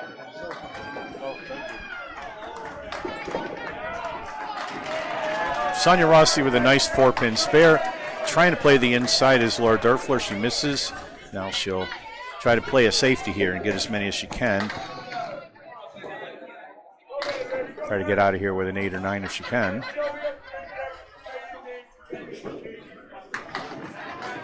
And Good only place for 6. that. Wow. Good place for that. Well, that's a 6 box for Laura. Not what she wanted, 51 through 6. Sonia is a 60 and a ball. Here's Tim Mateo on the right. Scotty Douglas on your left. Matero is at 35 through 4. Douglas is at 39 through 4. And on a fill. So on the fill for Douglas. There will be a lead change coming up. And he parks that ball right on the head pin, takes out 8, leaves the 3-6. You got a break on that. That So was 8, going to be. 8 and a fill. You got a break on that. That would have been a split. Penny Lane is trailing by 29 at the moment. Has about a 65 pin lead over there. 65 to 70 pin. Spare by Douglas, 2 in a row. Inverted triangle for Matero. He gets it He makes it. off the wall. That's one for the highlight reel. Nico. Nice 10. And that puts him at 45 through the half.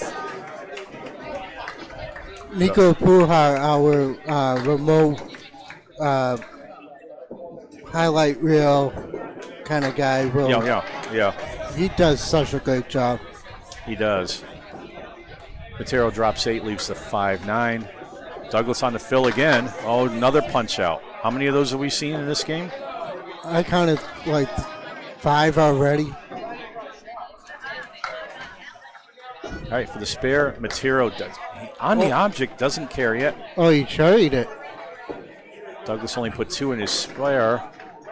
And he look at gets this. it. 3 in a row, picked up the half Worcester. That was a shot. I don't know if that's worthy of a highlight, but that was a beauty. He put it in the pocket on that one, too. At 10 bucks for Matero. So Tim Matero 55 through 6.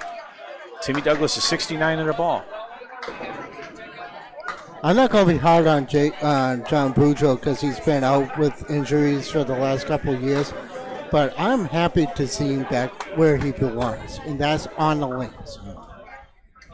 All right, Aaron Fontaine for Exeter, Jonathan Boudreau for Harry's All-Stars. Those are our fourth bowlers. Fontaine on a mark, and that's 9 in the fill. 9 more, brings him up to 62. And Boudreau's also on a mark. No, Boudreau's open. Boudreau drives. Oh, yeah, you're right. I'm sorry. I was misreading the scoreboard up there. Boudreau leaves a Cleary on the right side. You're right. Oh, everything but the pin. oh, what a roadblock. There's nothing you can do about that. He was right at the pin. Boudreau trying to pick up the Cleary, just gets a back pin. So both bowlers open in box 5. Right in the face. Nice 10 by Fontaine. 72 at the half. And matching 10 for Jonathan Boudreau. Boudreau at 44th at the half, 72 for Fontaine.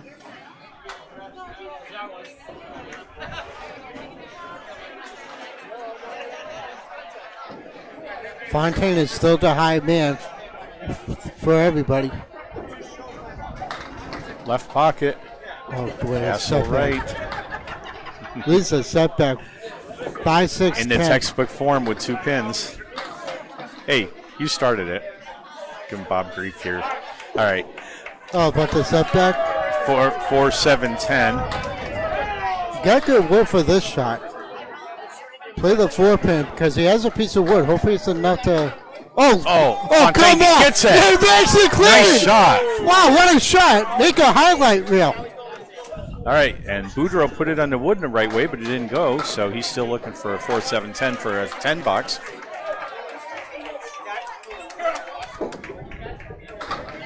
And it's an 8. So Fontaine sits down with 82 in a ball. Boudreau at 52 through 6 boxes. Take a picture of that for Tom. That was.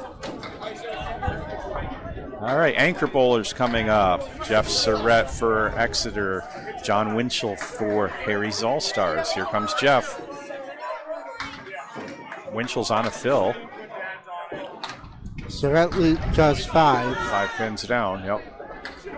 Half Worcester plus a few more. Winchell's chipping away here. He started with a 4 box, then he went 10, strike, spare. Oh, you and feel on the that. spare, he puts You gotta break. You gotta break. That's how you come back from a 4 box. Surratt, nice effort on that one. Couldn't carry the split. Boudreau trying for the 1, 3, Winchell, and it's gone. Or Winchell, thank you. Winchell with 3 marks in a row.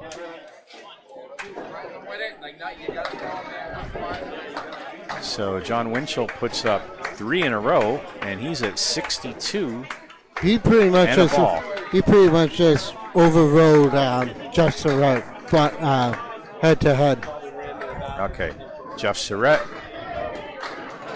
In the pocket, Lisa. that looked good, but he's left with a 5, 7, 9, 10. Winchell's on his fill again.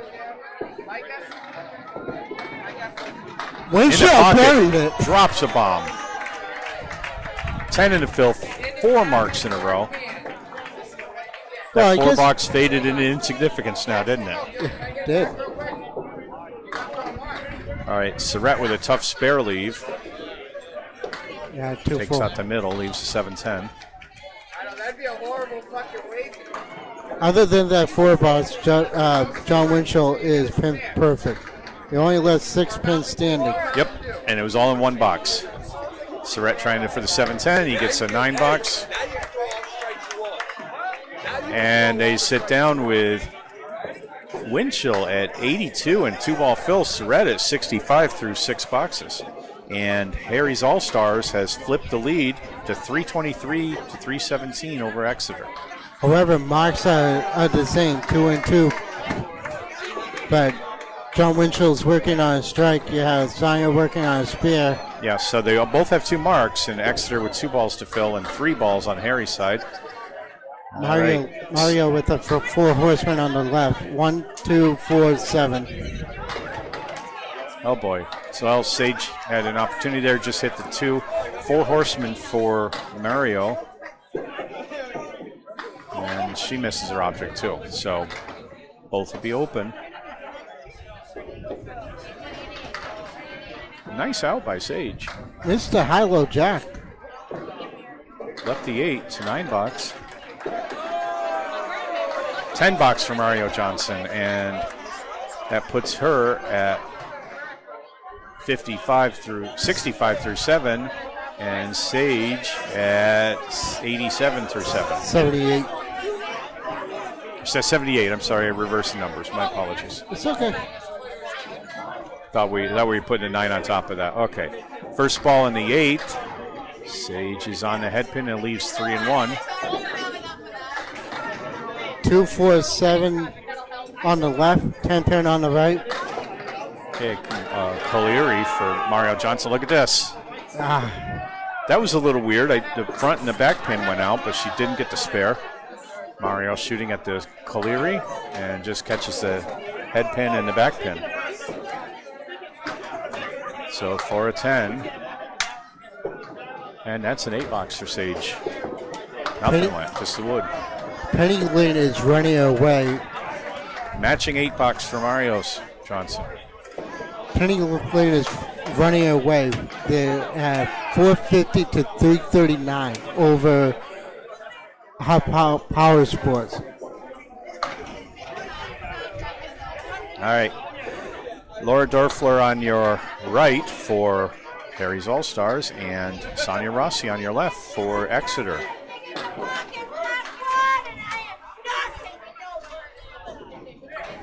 And they sat down 86.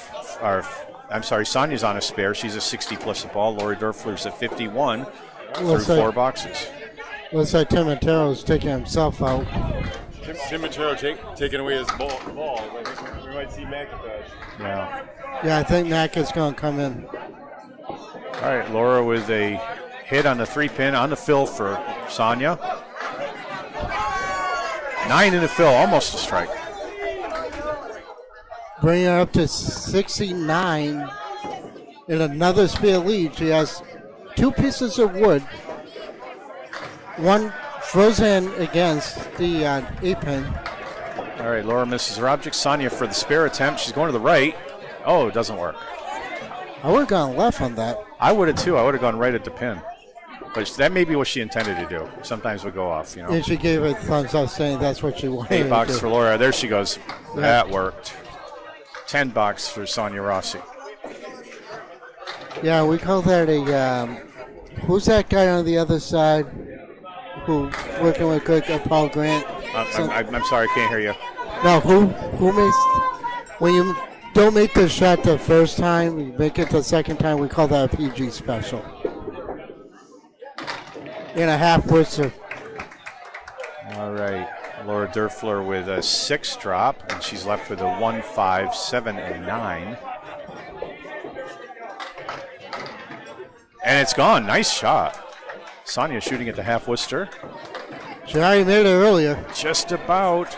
Everything but the 10 pin. Nice try.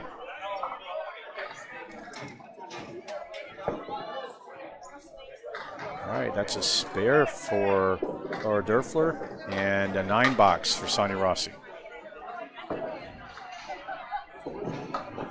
All right, we have a substitution coming in. It's Mike McIntosh. Mike McIntosh is averaging in this tournament 117. And Mike McIntosh coming in for Aaron Fontaine. No, he's coming in for Tim Montero. Tim Montero, I'm sorry, I'm 1 bowler ahead, so you're right, thank you. You're welcome.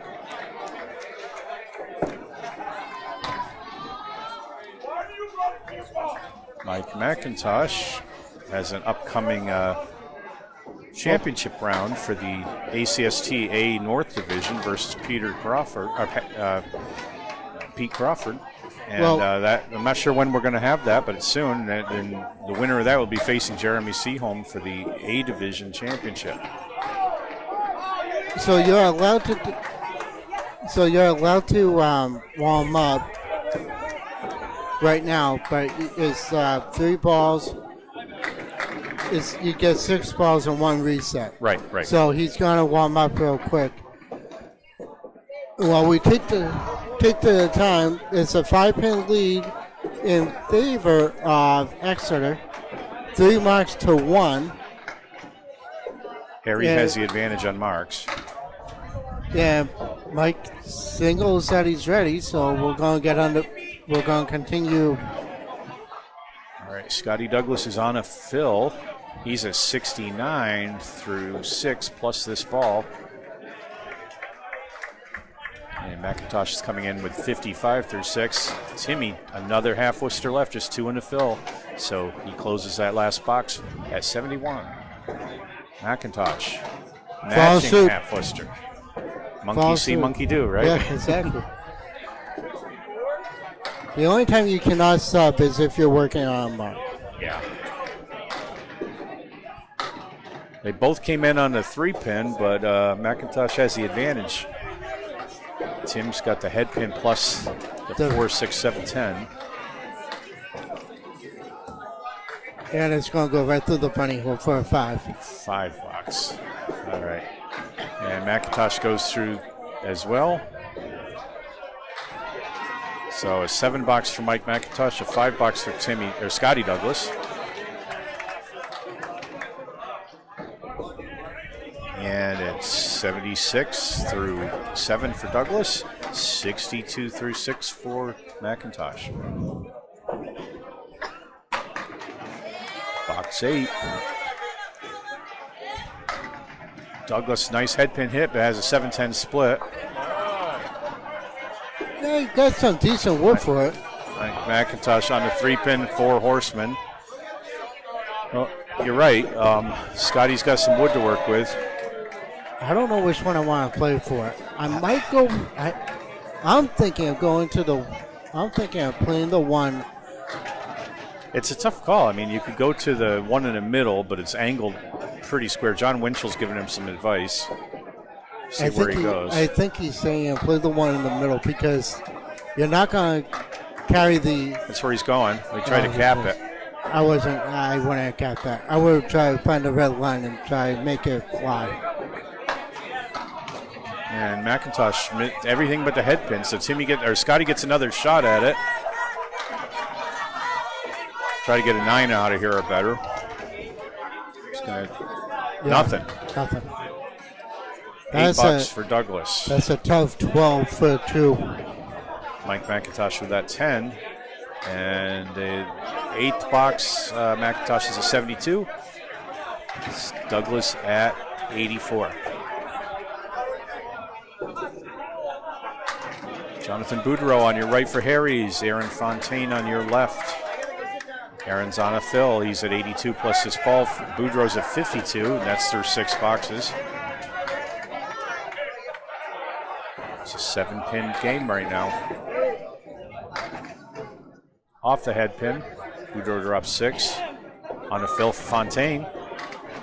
He's in there, and that's a bomb. 10 fill. Strike on spare. Still pin perfect. That looked great. Boudreau picks off 1 for the spare attempt, so he's looking to try to get out of here with an 8, 9, 10. He's got the 1, 6, 8 pin. Nothing to play with.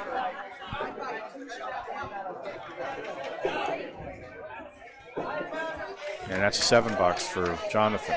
59 through 7. And you're absolutely correct. Fontaine is perfect so far. 10, spare, 10, spare, strike. Got a good game going. Okay, Boudreau trying to pick it up here. And he's 36 miles an hour on that ball. Put it on a 3-pin, punched out and got a couple extras. Fontaine 37 miles an hour. And he puts his first fill ball is only 4 or 3. Got the half or spread eagle plus the 9 pin. Boudreau on a spare attempt. On the inside. There it goes. Nicely done. His first whack of the string. Fontaine. Fontaine, look at this. Oh, jeez. When you're hot, you're hot. Well, that's 8 on the strike. And just the 3-10 to shoot at for a 10. All over it. Still perfect. When you're hot, you're hot. He's got it going today, and that puts him at 120 through 8. Boudreau's a 69 and a ball. Now our anchors come up. John Winchell on your right for Harry's All-Stars, and Jeff Surratt for the Exeter team on your left. Surratt's at 65 through 6, and Winchell's on a strike fill. Looking for a double almost. 8 in the first ball.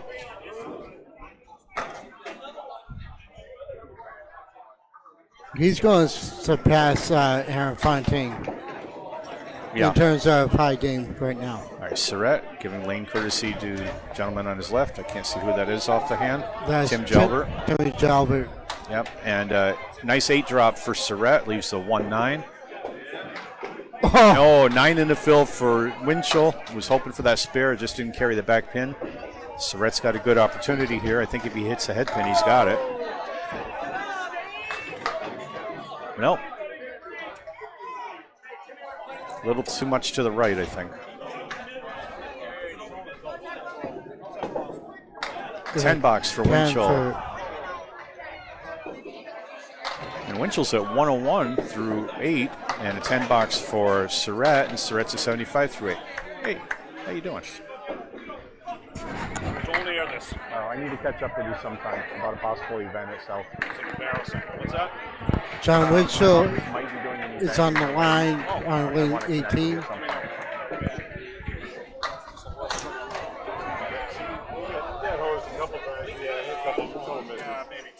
All right, coming into box 8, Winchell for Harry's All-Stars. He's at 101.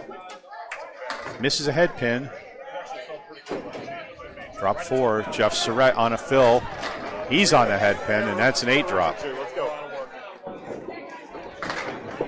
Oh, Surratt was not on a fill. My mistake again. I'm sorry. We're going to have a lead change anyway because you have 2 marks to fill on Harry All-Stars. Yeah, they do. Oh, wow. How'd that not go? He threw everything into the 10. All right, Winchell's got a tough one here. 3 and 2. And he takes an 8 out of it. 10 box for Surratt. And we close out box 8. And Exeter has a 21 pin advantage, but they don't have any open marks. No. And Harry's has 2. So with a little luck, Harry's team could make some ground up here pretty quick. Mario Johnson on your right for Exeter. She's a 73 through 8.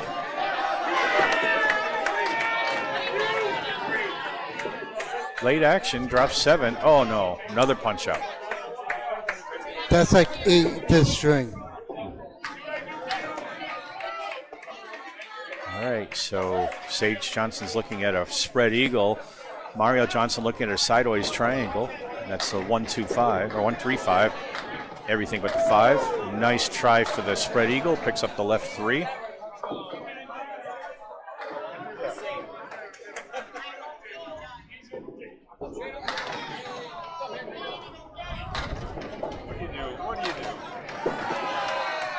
And a 9 box for Mario Johnson and 9 box for Sage Johnson. So nothing gained, nothing lost by either team on that box.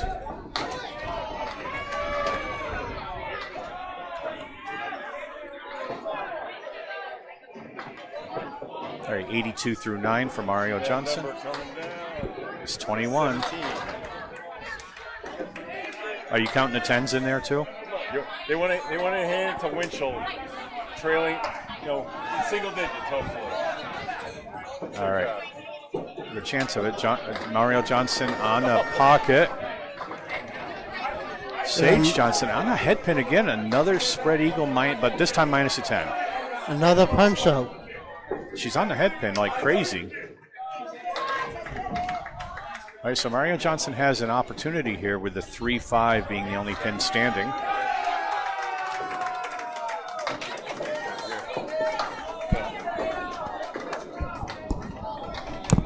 All right, no spare for Mario Johnson, and Sage just picked up a couple more.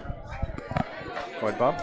Right, yeah, it's just going to say Penny Lane is putting up a massive victory over Huff Power Sports over there. 6-12 with the anchorman Joe Smith still bowling. All right, Scores of 151, 147, 124 out of 3 of the top 4 bowlers. That's huge. First bowlers close out. Sage with a 102, and Mario with a 91. And we'll update you on where that leaves the standings at the moment. But in the meantime, the second bowlers come up. Sonia Rossi for Exeter on your right. And coming into the 10th box, Sonia Rossi's at 98. And Laura Darfler's at 84. So I'll let your scores get caught up here. Right, we just had a 5-second break from Rossi the live drops stream. 5. Dorfler, nice pocket hit, leaves the 247 line with a piece of wood in front of it. Covers that 2-pin, that really helps. Rossi just misses a head pin. It's a big spare attempt here, and she went wide to the left, but it goes anyway. Oh, okay, not done yet. She knew that she got a break that time. Now they got to take advantage of it. Rossi with a 10 box. She Sonia finishes Rossi, 108. 108, thank you. All right, so the final score over there, 629 to 493. Penny Lane taking down. Actually, that's Drywall Concepts, so also sponsored by Huff Power Sports. Wow. Yeah, that's big. Yeah. All right, Laura Durfler on the fill. She's at 94 plus this ball, and that's a 5 fill, 99. All right, how's it look? Leads down to 13, and got a fill from Jonathan Boudreau. Boudreau he's hopping mad. He is not happy with his throwing. He's thrown. Feels like he's got a couple taken away by the pins, but for the most part, he's just been trying to keep it in the state of New Hampshire, as he put it. Yeah. But on that last box, he found it, and let's see if he's got room for 2.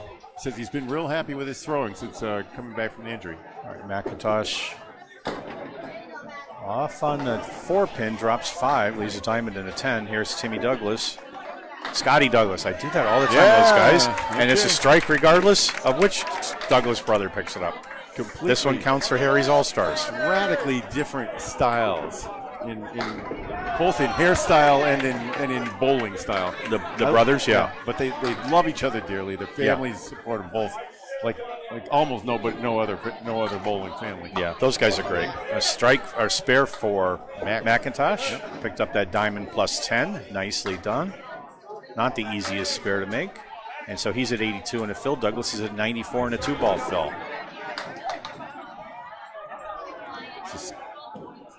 McIntosh on the fill. Oh boy, what a pitch! But that looked like a strike going down, but he's what's 8 in the fill? That's the 6-8, isn't it? Douglas first ball in the fill. Just turned it a bit. So Douglas throws 35. His brother he's been throwing 42 today. Last night anyway. All right, so Scotty put 6 on the first fill ball. He's left with a 1-3-7-9. McIntosh trying to get this split. He just picks up the left pin.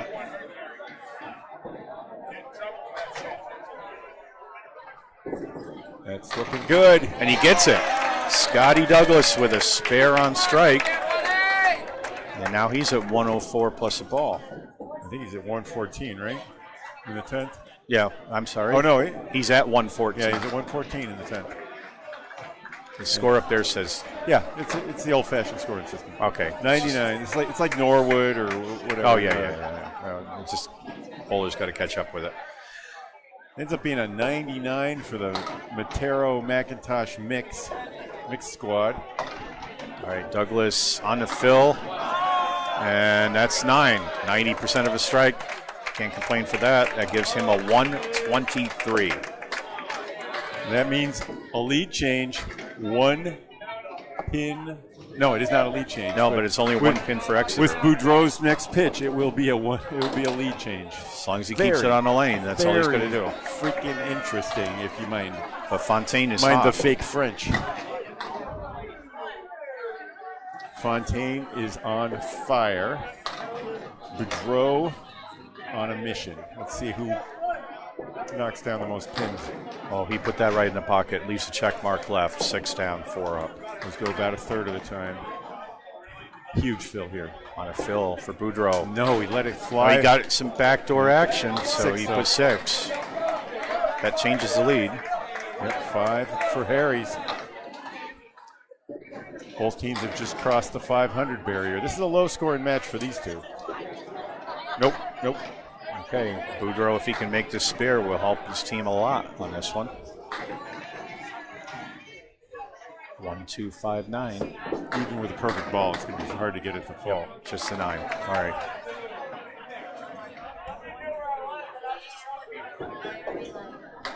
Fontaine puts up a 10. He's at 130 and he's still perfect. He's playing for $100, but more importantly, he's playing for 15,000. Is that right? For first place for the team. All right, Boudreau gets out of that with a $9. And 84. he's at 84 through 9. $12,000 for the first place prize. All right. So 84 through 9. Four Boudreau, pins more for importantly, Harris. a 4-pin lead. Yeah, it's 517 to 513. That is confirmed by the official scoreboard. Fontaine is on it and splits it. Or does he? Whack. Can't get that 7 to drop. Yeah, Here the comes 7. Boudreau. 7 is glued down. Boudreau gets away with it. Misses left. 1, 3, 10 for Boudreau. 6, 7, 9, 10 for Fontaine with 3 pieces of wood down there. Got to use them. I guess so. He's going to have to slide it in somehow. Get double action out of one of these pins. 7 doesn't carry. He'll be open. 39 on that pitch from Fontaine. He threw that extra hard. And Boudreau connects. Clutch spare by Jonathan Boudreau. That's a shot of match so far. It's going to come down to Winchell and Surratt. And there's a perfect game for Fontaine. He'll collect $100 from Candlepins for Cancer in the bonus prize pool. He deserves it. He threw so steadily. 140. Almost made that 3-1 split. He got the message across, but just wasn't quite in the right language. All right, Winchell on a fill. The team has a 4-pin lead right now. He's trying to add a lot to that if he can, put it into double digits. All right, he hits it. And that's 6 in the lead. That gives it 6 in the fill. That gives him a 10-pin lead. And a 100, importantly. He had room for 2, he used it. Big spare in the 10th. And now Jeff Surratt and John Winchell come up. John Winchell for Harry's on your left. Surratt on your right for Exeter. Winchell's at 109 through 8. After starting off with the $4, it's been awesome since. All right, Surratt's got 2 spares and he has 11 in the fills. The unusual thing about his card is that he's got all those pins standing up. Oh boy, punch out for Surratt. He had an 8, an 8, and 2 9s. Winchell in the pocket, takes out 8, leaves the 2-5. He can almost put it away with a spare there if Surratt doesn't make this. It's a 20% shot on the half Worcester spare. He gave it a good run. This one goes 51% of the time for pros. Let's see. Nope. Got to hit it. So both bowlers open in the 9th. Surratt with a $9, 94 through 9. But the lead is still 10, right? Yeah. Well, it depends. It depends. Could be 11. Nope. 9 box, still 10. So Winchell's at 118 after that 4 in the first. Harry's All-Stars on the verge of upsetting number 1 Exeter looking to clinch here. Penny Lane just put on a big score, but they're going to still be on their tail if they can't win this. If they lose, Penny Lane wins. They still got 2 matches to go. All right, Surratt on the 3-pin leaves the 1-2-10. Winchell Going, and on the head pin, drops 9, leaves a 7-pin. Surratt's got a good spare a opportunity. little bit here. of hope. If Surratt makes it and throws 10 down, and Winchell misses, it could be a tie. There's a spare. All right. Nicely done.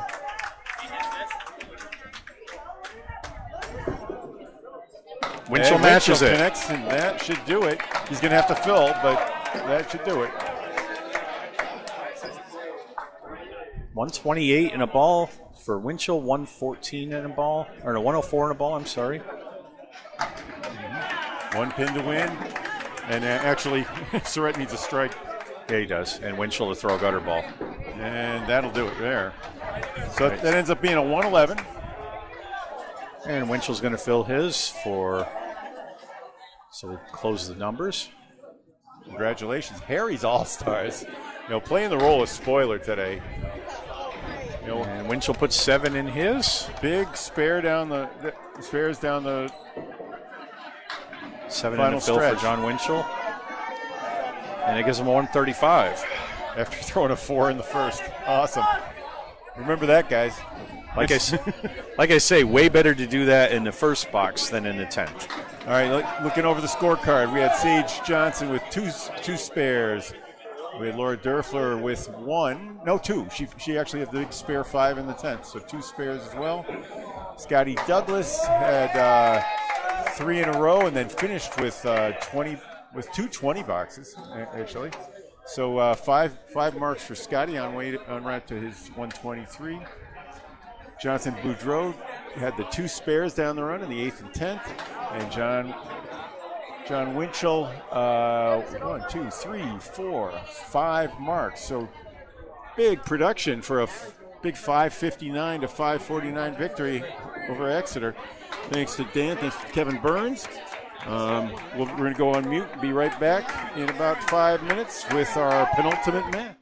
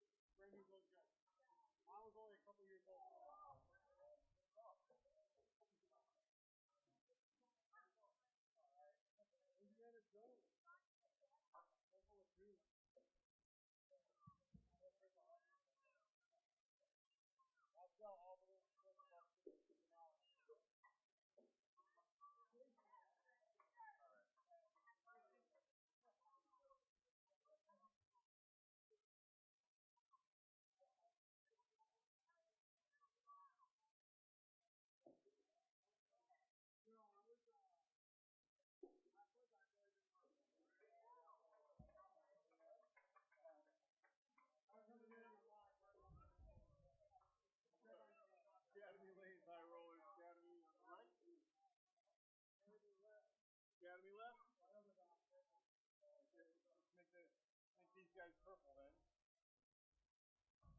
That was awesome.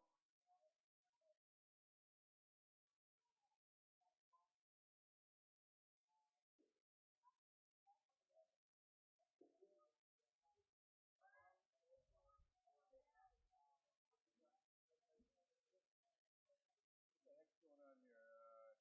High roll is a green. It used to be green. I don't know what color we're wearing. I think I see purple. You don't see purple there?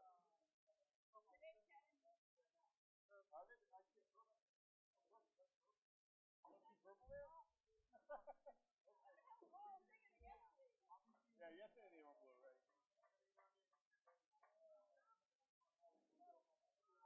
Yo. Golf, right? I have. I gave it up for Canton, but I just went out this year for a couple of days. Threw down a 91 in my first game back. Nice year, Ted. I'm looking for 2 more for that. The Dean Sullivan thing. Okay. How do we do it? I think. When is it? It's on the 24th.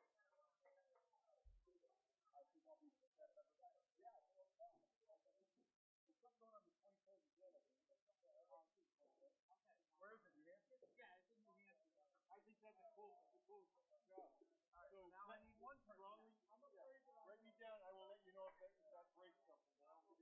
Okay, so now I just need one more.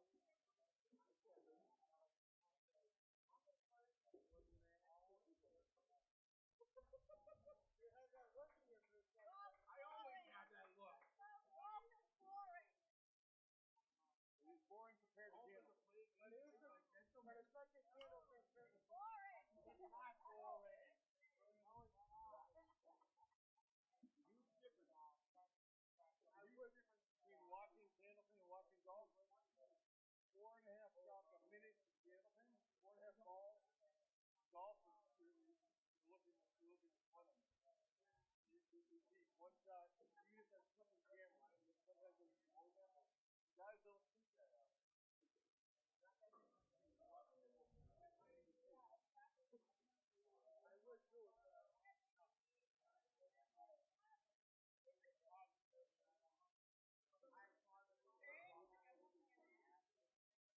He doesn't look at my phone. I would say that's what it's doing.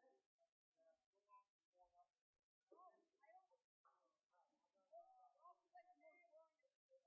The only thing is you have to wear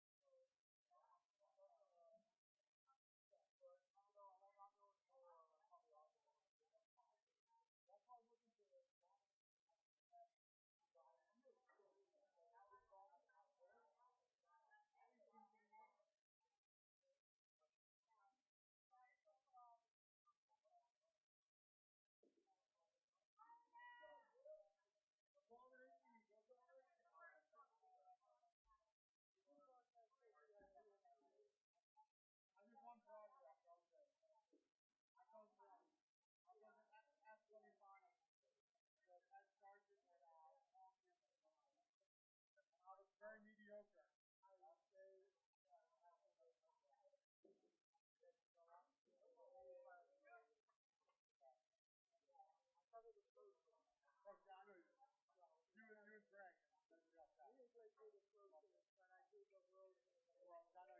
I know you are. I know you do. I know you do. I did the. I went to that point of that. You're back in it. Good. Good. There's all elite stats. I mean, the stats are so gifted to have so long that. It is. You, Dan, Bob, Paul, Greg, my word.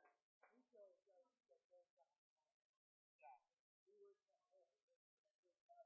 Rico Flora? Yeah. So where's he at? Is he like up in West or something? No, he's in St.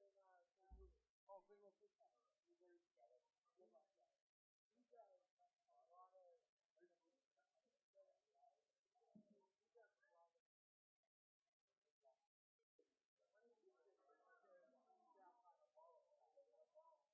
So I'm finishing things up at Kent State. So when I'm done, I'm looking to bring some talent here. So I study media broadcasting and media production.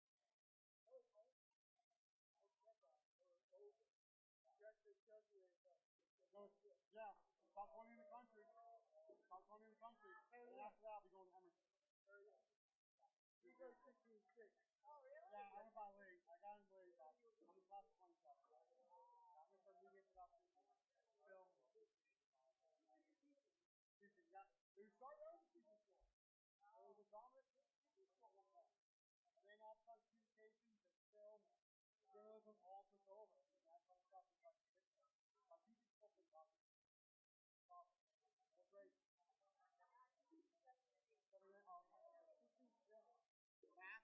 Yeah. I'm doing it now. I'm taking science credit and I'm doing it from application credit. All set with that.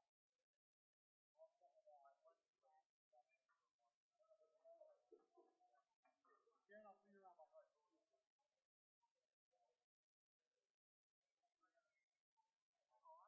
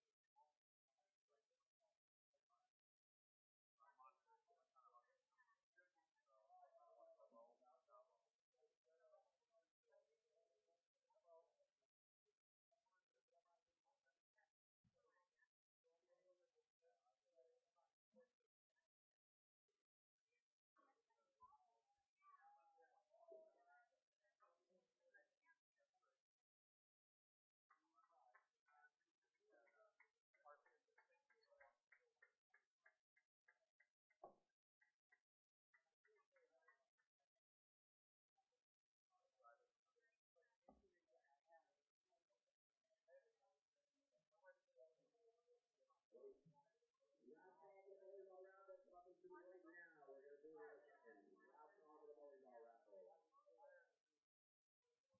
The Natty raffle will be going around with the competition for the next round.